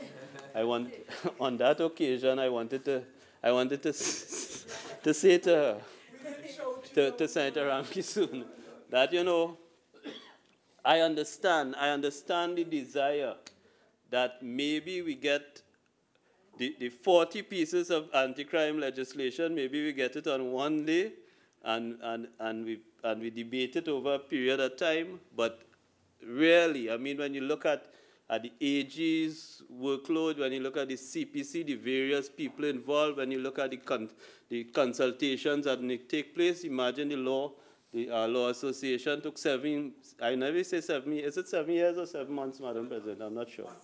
Months to respond and so on, which is typical, right? You want to have consultation, you want to invite contributions, but everything moves in a particular pace, and we can't have everything coming at the same time. So while we debate this, there are other things that will work in tandem with this that either exist or do not exist as yet, but it is important, and I thank the Attorney General. So in the first year, he was supposed to bring 22 pieces of anti-crime legislation. The second year and the third year, third period, he was supposed to bring the least one. But we are seeing now a fair amount before us, and all these work together. Madam President, let me get to the bill. And the bill has the overriding objective of maintenance of public safety. And this bill, Madam President, I must say, I mean, this bill uses very polite language. And I think this goes beyond the overriding objective of this is maintenance of public safety. The real objective of this is to deal with this pervasive problem of untouchable criminal gang members. The law, the existing law can reach them. The existing law can reach them. But we need to improve it. And having improved it, we need to get the police in some form or fashion to give effect to it. So that this is not just public safety. You know, public safety is Carnival Monday and Tuesday to make sure that people crossing from one side of the pavement on the savannah to the other side could do so safely. That is public safety. This is what I call, and in other countries they call it, gang-breaking law. Because if we don't break the backs of these gangs, we will not break the back of the crime.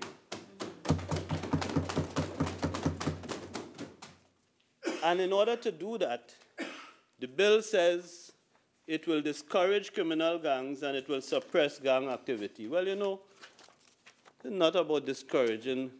This is more about putting away. And Senator Ramkissoon, the 20,000, it may be well worth it. It may be well worth it.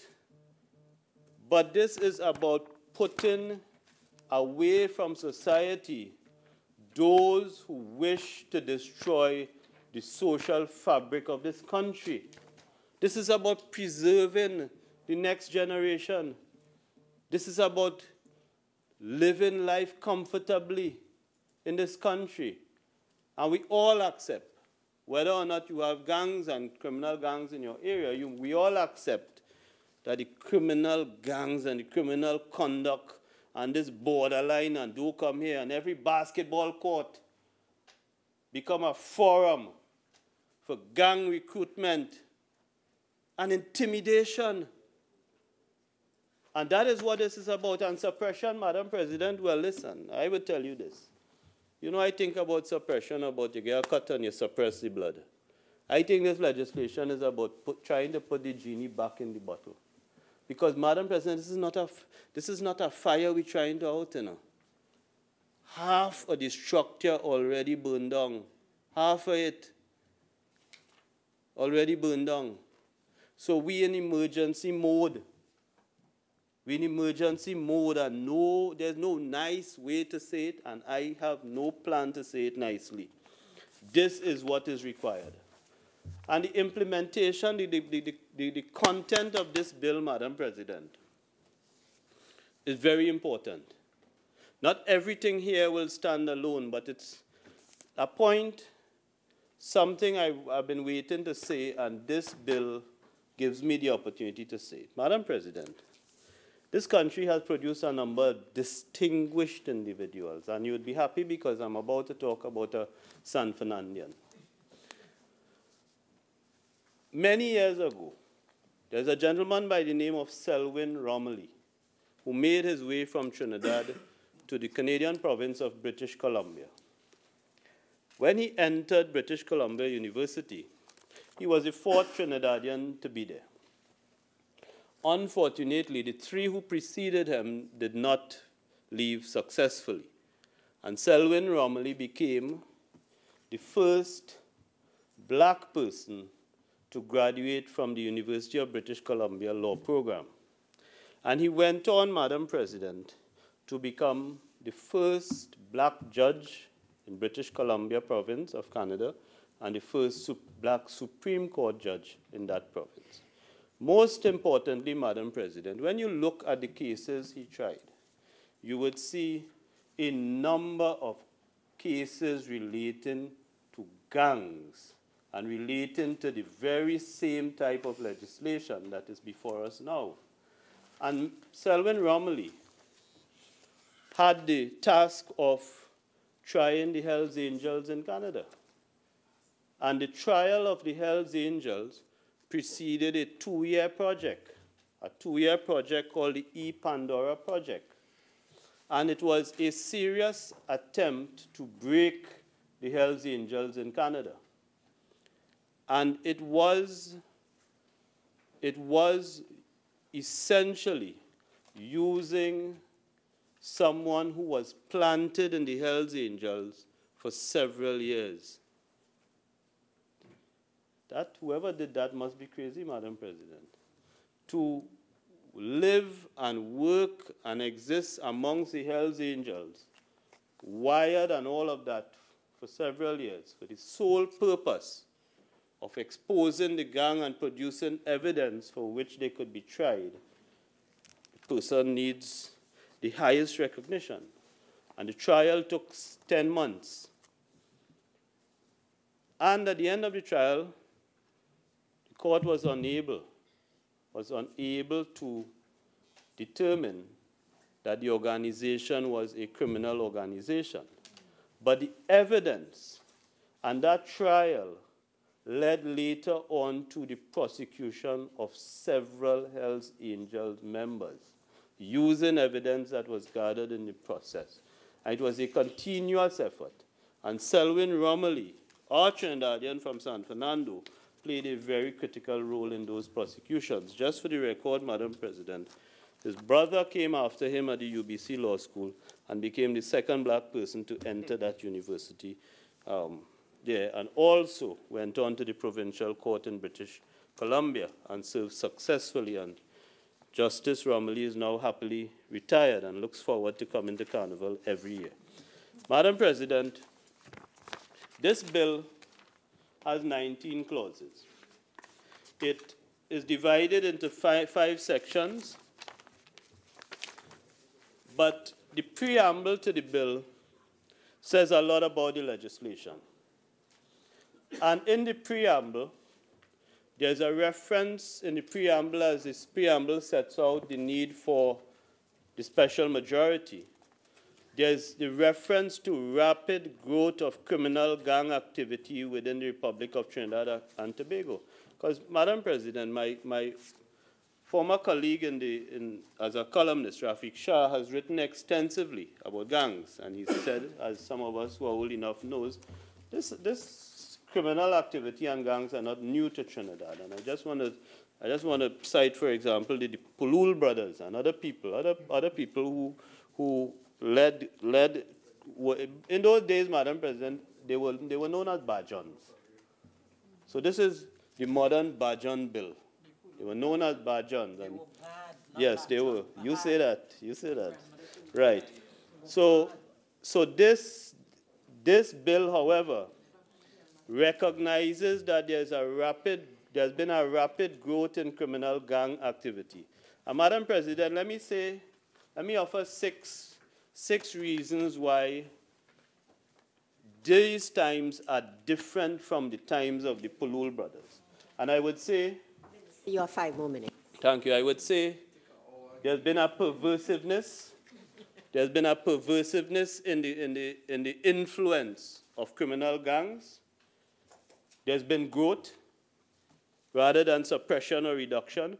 Third and most importantly, Madam President, these gangs are embedded in our communities. They are embedded in our communities. You can't move around in most communities without them. Fourthly, Madam President, these gangs have influence on law enforcement officers in this country. Fifthly, these gangs are interfacing with the financial system in this country. And recently we had a discussion in this house about money laundering. And sixthly, Madam President, criminal gang activity is complex criminal enterprise. And whether or not people agree, I would say the complexity is influenced by the sophistication of the deportees who are returning to our country, bringing with them the mechanics and the knowledge and the skills of serious criminal enterprise. And the preamble, Madam President, talks about gang activity presenting a danger to public order and safety and to economic stability, and has the potential to inflict social damage. And I say, Madam President, it's gone beyond potential. The damage has already been done, and we now have to try to undo it by putting the genie back into the bottle. Madam President, I will close by pointing to one part of the legislation in the time I have, and that is the forfeiture provision in Section 17. And I want to say, Madam President, on this legislative agenda, the Attorney General has listed the civil forfeiture bill, civil asset forfeiture, number 25. Madam President, there's no piece of legislation I look forward to more than that piece of legislation, and I'll tell you why. One place in this world where civil asset forfeiture exists is in Canada. And having practiced there, I'll tell you this. There is no need, unlike Section 17, which requires a criminal conviction. before you seize and deal with the assets in Canada, all you need is reasonable proof that the asset was procured in relation to criminal activity. Whether or not you have a successful criminal prosecution, on a balance of probabilities, the asset can be linked to criminal activity. And that is what is important to me, because I believe that we need to de-link successful criminal prosecution with seizure and sale of the asset. Because unless, Madam President, unless we do not take the gain out of crime, we will not remove the pain of criminal gang activity. I thank you. Senator Richards. Thank you, Madam President, for the opportunity to contribute to this debate, which is quite lengthy now. And I know I promised my colleagues in the lunchroom that I'll be short. And they laughed at me and said, I always say that tonight, take up my full 40 minutes, but I really intend to stick to 20 minutes today, if I can. Let me start by congratulating, as many have done before me, our 6th President, Her Excellency Paula Weeks, on her ascension to the highest office in the country. I think it's a monumental and historic occasion in our country, and it needs to be congratulated. And you know, when you think about it, we've really evolved a lot as a society. We've had a female Prime Minister. We have a female President of the Senate, and your good self. We have a female Speaker of the House of Representatives, and now we have a female Head of State. There's just one to be wrong, to be ascended to again. And this is casting no preemption to his tenure, and that's to have a female Chief Justice. I think that will complete the entire scenario in terms of the evolution of Trinidad and Tobago. So one of the things that struck me also, and I indicated I do not want to preempt the incumbent's term in any way. I'm just projecting. One of the things that struck me during yesterday's inauguration, like many fellow citizens, is Her Excellency extolling the values of our national credos, and where she indicated that they're not repeated enough to reinforce our shared goals, aspirations, and most importantly, responsibilities as citizens committed to working together toward a better Trinidad and Tobago. And I quote one of the more memorable lines yesterday. Go to work on time and actually do some work when you're there. And I think it's kind of great in this context where we've seen the government and the opposition work together to getting this bill where it is today. And it shows what we can do, as I said, on many occasions when we come together. Let me say from the onset that I support this bill. I don't think any one of us has a choice. We may not agree wholly with it, but at this juncture in our country's history with what we face, we really have no choice. And many speakers before have spoken about this being one of the most important tools in terms of giving the Trinidad Tobago Police Service good law within which to operate and carry out their mandate. But to me, the other tools are just as important. Resources, including budget, hardware, training and development, but also, more importantly to me, accountability mechanisms and professional standards of performance benchmarks.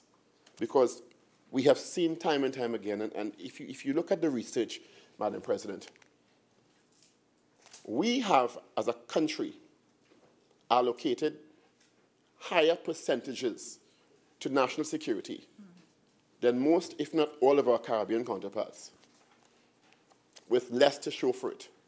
So I really don't think it's a matter of budgetary allocations. There have been disparate views on whether or not we have 1,000 less in terms of manpower with the police service or not. It's not even about that, in my opinion. It's about proper management, accountability, and standards of performance. There are many aspects of this bill I think are very commendable, and the Honorable Attorney General and his staff and the parliamentary staff need to be commended for that.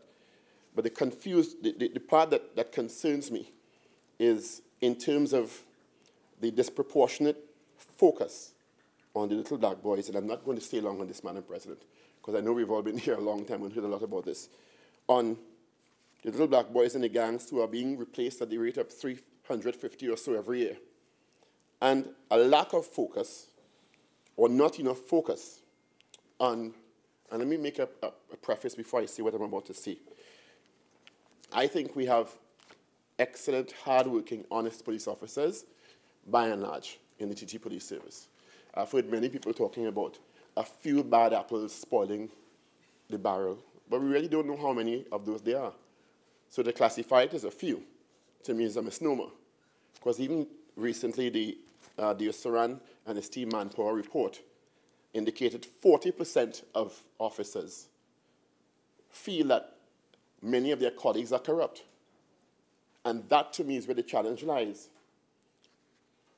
Because while this bill, which is an act to make provisions for the maintenance of public safety and order through discouraging membership of criminal gangs and the suppression of criminal gang activity and for other related matters, seeks to deal specifically with gangs as we know it, to me, among the most dangerous gang members in Trinidad and Tobago are the unchecked, corrupt police officers who undermine the work of their colleagues, putting their lives in danger, the unchecked, corrupt prison officers who facilitate contraband going into the nation's prisons, causing hits and loss of life, as we saw in June, or is it July of 2015, and in some instances, hits on their colleagues outside of the prison. The unchecked, corrupt public officials who are not identified in many of the state institutions, including customs, which is specifically mentioned in the bill, and the unchecked white-collar criminals in so-called legitimate businesses in Trinidad and Tobago who are really the engine room of gang activity in Trinidad and Tobago.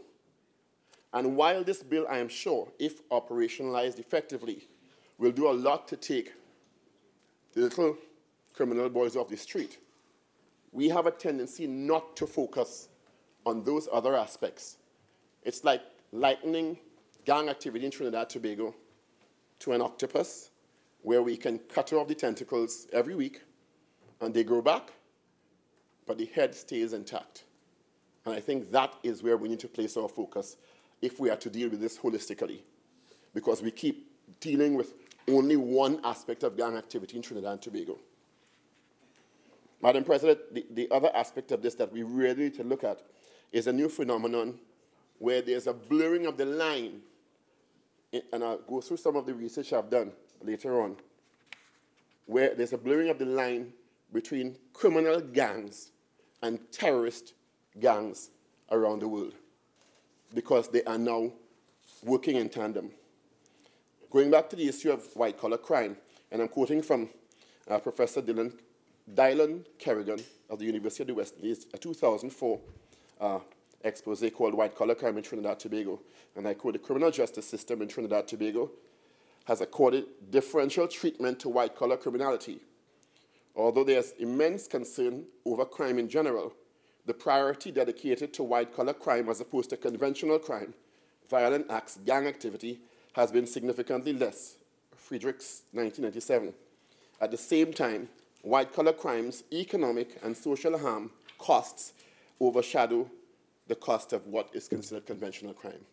We really need to take a holistic view in looking at this, and especially against the context of our constitutionally enshrined rights to life, liberty, security of the person, which have been quoted before, and the right to equality, individual equality before the law, and protection of the law, and the right of the individual to equality of treatment from any public authority in the exercise of any function.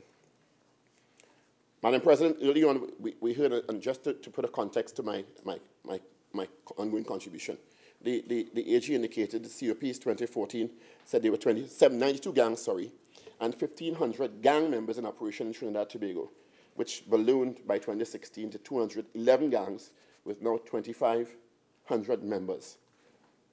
In those numbers, are we counting the corrupt police officers? Are we counting the corrupt prisons officers? Are we counting the white-collar criminals? Or are we only counting the little black boys on the street? Because I'm sure we could get to 3,000 if we do that.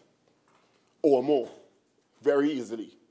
Because again, there's a disproportionate focus on only one aspect of gang activity in Trinidad and Tobago, and that needs to be addressed. One of the points I want to focus on, and I'm sure the Honorable AG can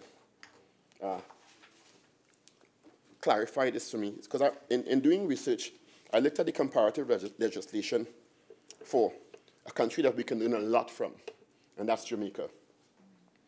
And Jamaica has, in 2014, the Criminal Justice Suppression of Criminal Organization Act, 2014. And all is very similar to this bill. I think we can learn a lot from Jamaica. I remember a friend of mine, an academic colleague, about 15 years ago, indicating to me that if we do not watch ourselves in Trinidad and Tobago, because they had a serious gang problem that they've been able to be quite successful in turning back, that we're going to end up in Trinidad and Tobago, because he saw the similarities and the trends, and we have. And Jamaica has been quite successful.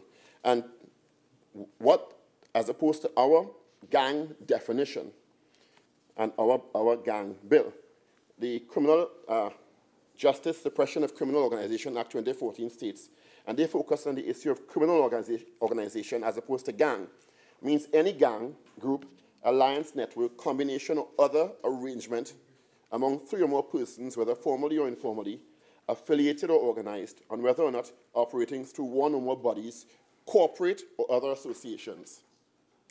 So their law focuses specifically in language on the corporate aspect of it and the organizational aspect of it in society.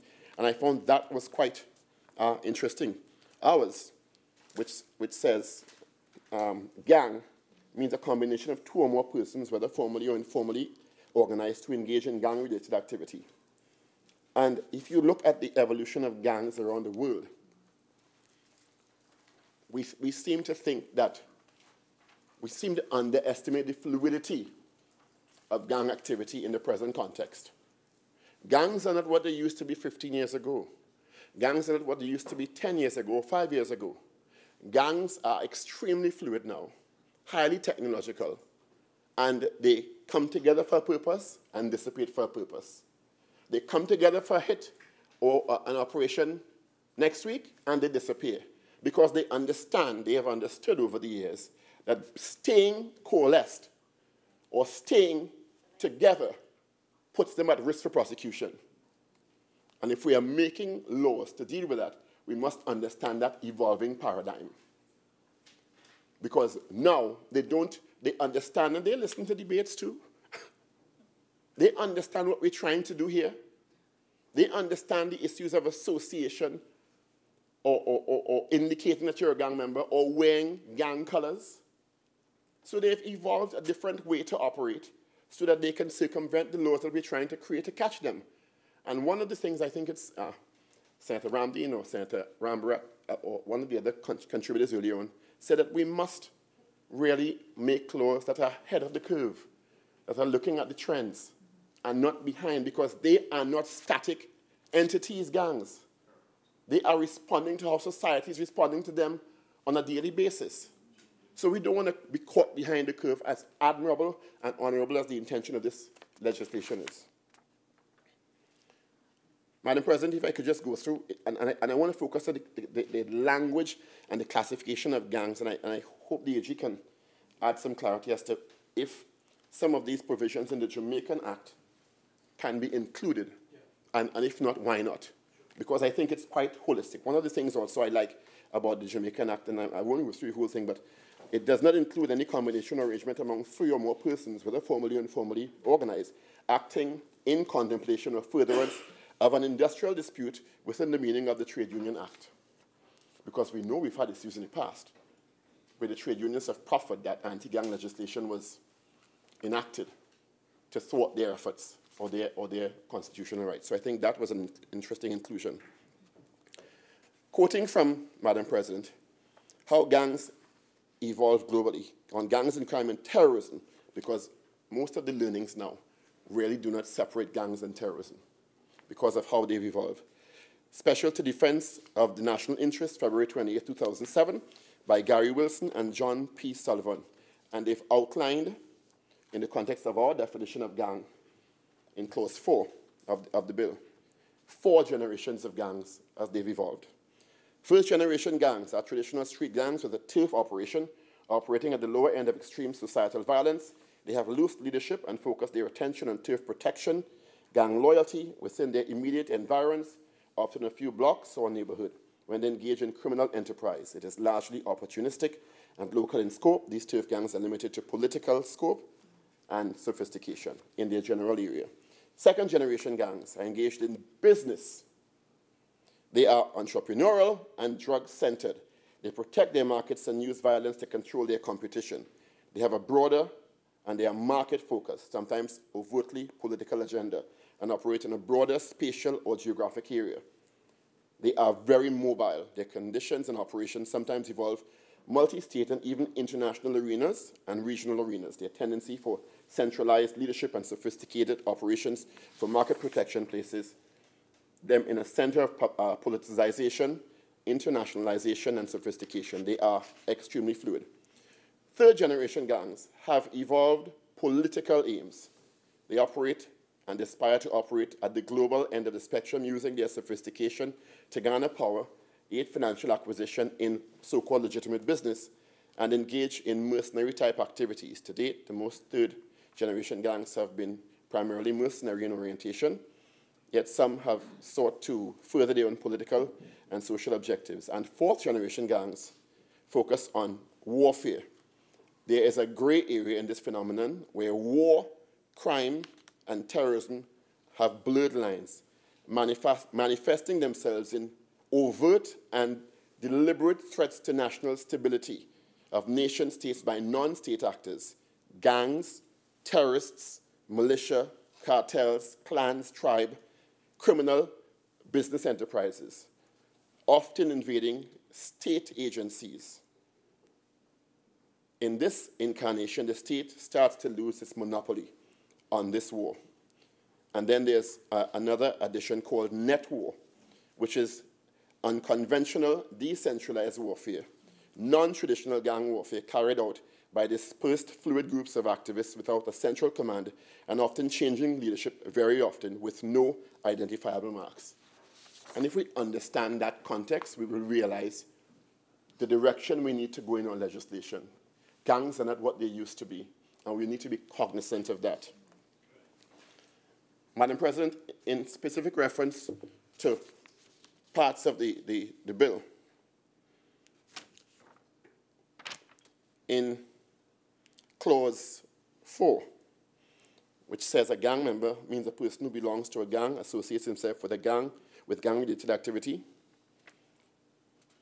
There is quite a bit of, based on what I've just indicated, concern, because to me now, the burden of proof is very difficult because of how fluid these entities are. And we have to be really aware that our police officers who have to operationalize this understand this and are able to gather evidence where this is concerned. Another part of the bill, which is of great concern to me, is the issue related to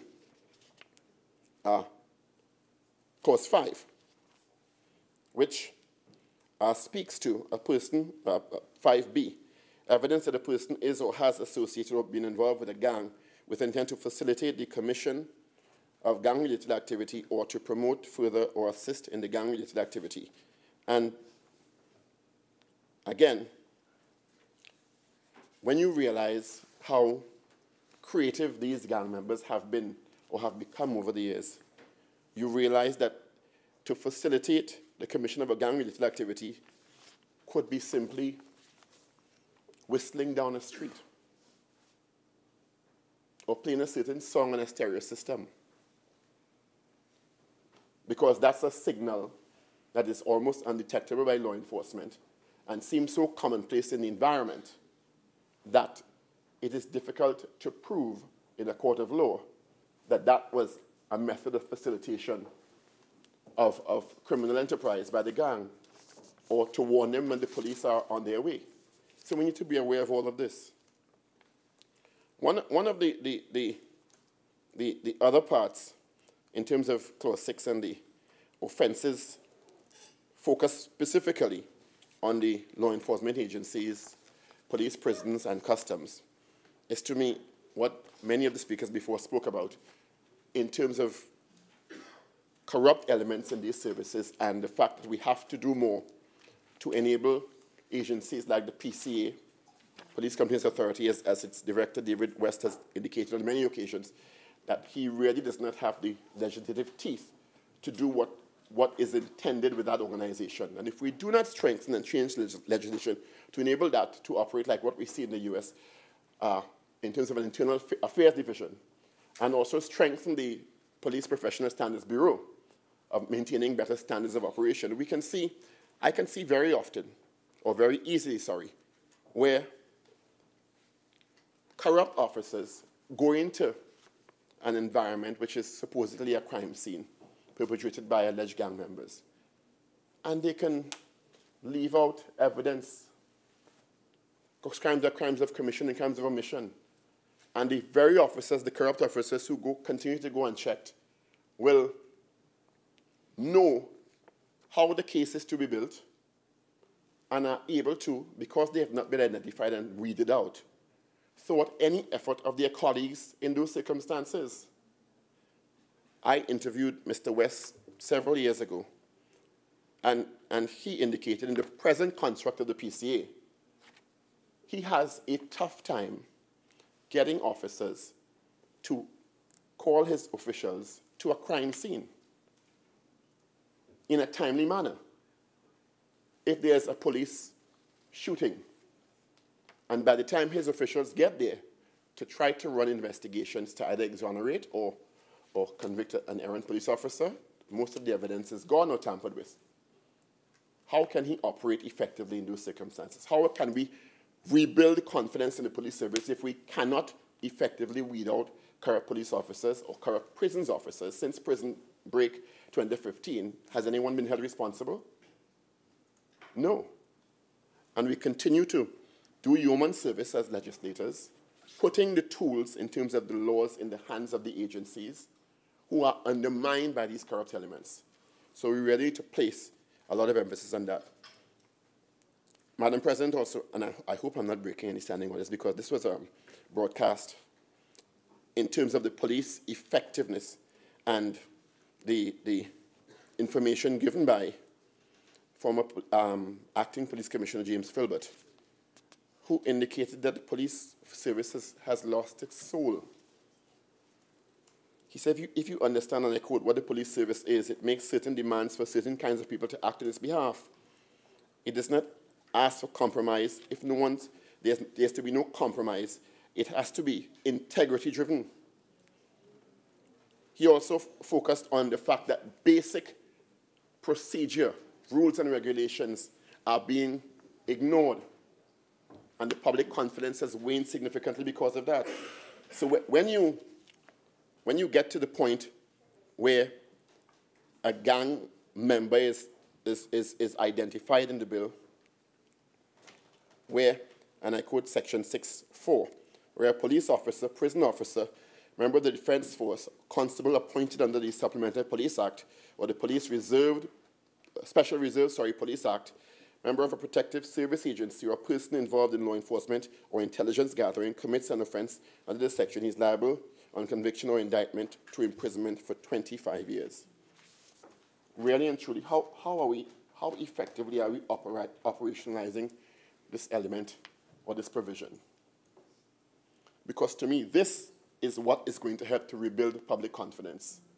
When the public sees this provision being enacted effectively and consistently, then the intent of the law will be carried out and public confidence will resume. And also, you will have a commensurate increase also in police efficiency, solvency and detection. Because then only the effective officers will be left, or the honest officers. The more we're able to weed out those errant officers. Madam President, if I will just quickly outline an example of what, to me, almost amounts to dereliction of duty. We saw 3 officers suspended recently. Many of my colleagues cited the issue of the report, domestic violence report, given where it was not acted upon as it is supposed to be by law. And recently, a friend of mine owns an establishment along the east-west corridor in the Kirab area. And I don't know, criminals, like they go to work. 8:30 a.m. Saturday, pull into the establishment, guns, rob patrons. 8:30 a.m. on Saturday. Police are called at 9:45. Fortunately, no one was injured. Everyone was robbed. Police don't arrive until 1:30. They ask, should we close the establishment to preserve evidence? They were told, continue running operations. By the time they get there, the amount of contamination has taken place in that environment. How can any effective police service operate like that? And the police service is literally 3 minutes from the establishment. They take hours to get there. And this is just one case of many that go unreported in the national media. If we don't fix the agencies, as Senator Rambharat has said, the laws will mean nothing. I think I have 5 minutes left, given my promise to finish early. And also recently, we have the issue of the management of the service in terms of human resource management, where, you know, quote unquote, the really hard-working members of the police service, the really genuine ones, the majority of them that work hard, have literally lost their morale and enthusiasm because of the issues related to promotions, disciplinary actions. So if we have this almost like a perfect storm being created, how are we going to move the situation forward? Staying for the last few minutes on the issue related to effective implementation of gang legislation, and I quote from the U.S. Department of Justice, Bureau of Justice Statistics Special Report, Census and Law Enforcement, Gang Units 2007, and gang units specifically designed in large local law enforcement agencies. In 2007, 365 of the nation's large police departments and sheriff's offices had specialized gang units employing more than 4,300 sworn officers dedicated and trained in addressing gang-related activities and legislation. 35% of these established between 2004 and 2007. Nearly 70% of these agencies, with an operating budget of $100 million or more, operated a gang unit by 2007. And this is the U.S. Department of Justice. It shows that they understand the importance of creating specialized units within the police service to deal and operationalize gang legislation effectively, because the other officers who are normally on the beat have so many other issues to deal with. When they start to be mixed up, it opens the door, according to the report, for malfeasance and mischief by officers who are not specially trained or dedicated to deal with gang legislation or gangs in any particular jurisdiction. Madam President, I'm going to stick to my guns and wrap up. The large part I want to deal with, yeah, I think I'm going well so far. How far? No, I don't. I want to keep my promise. The large part I want to deal with, Madam President, is the issue of, is it that bad? Have you used all?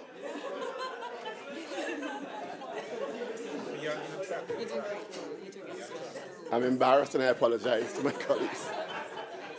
Madam President, another article on gangs and crime and terrorism, special defense of the national interest in February 28th by Wilson and Sullivan, which focuses on the increasing nexus between gangs and terrorism, and the fact that particularly developing countries need to focus on this evolving paradigm because they are considered soft targets by international terrorist groups because of their, in some instances, lax legislation and challenges economically and otherwise.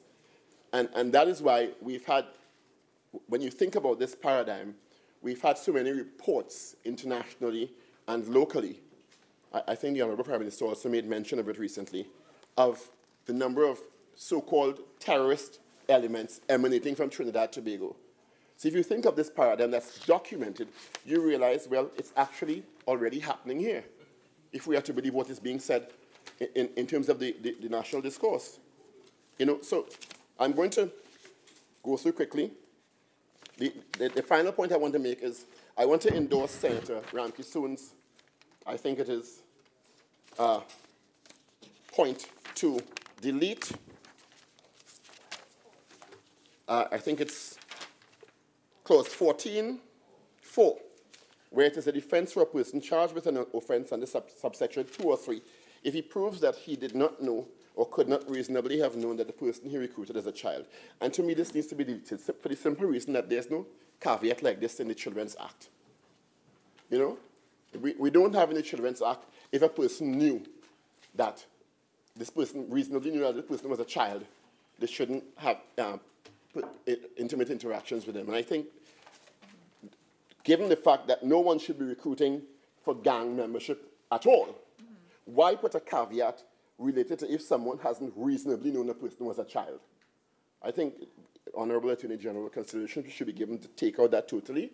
Once the person is guilty of recruiting, whether the person felt it was a child or not, they should stand the consequences. And to deal with the issue of the under 18 aspect of it, I think we really need to focus on looking at drafting proper juvenile criminal justice policy in Trinidad and Tobago and laws to deal with sometimes that gray area between 18 and 15 because of how young individuals are being co-opted into gangs and other criminal activity in Trinidad and Tobago. Madam President, I'm going to wrap it up now. Whatever little is left. You know, I will add, without reservation, I support this. I think it's long in coming. I think, as the Honorable AG often says, there is no perfect legislation. We have to start and work and evolve it along the way. I have similar concerns with Senator Shrikissoon about the sunset clause and when it may end, but we really don't know when any particular political term is going to end anyway. You know, it could end 6 months before or any time. So that is not as much a concern, but it's something that we should consider.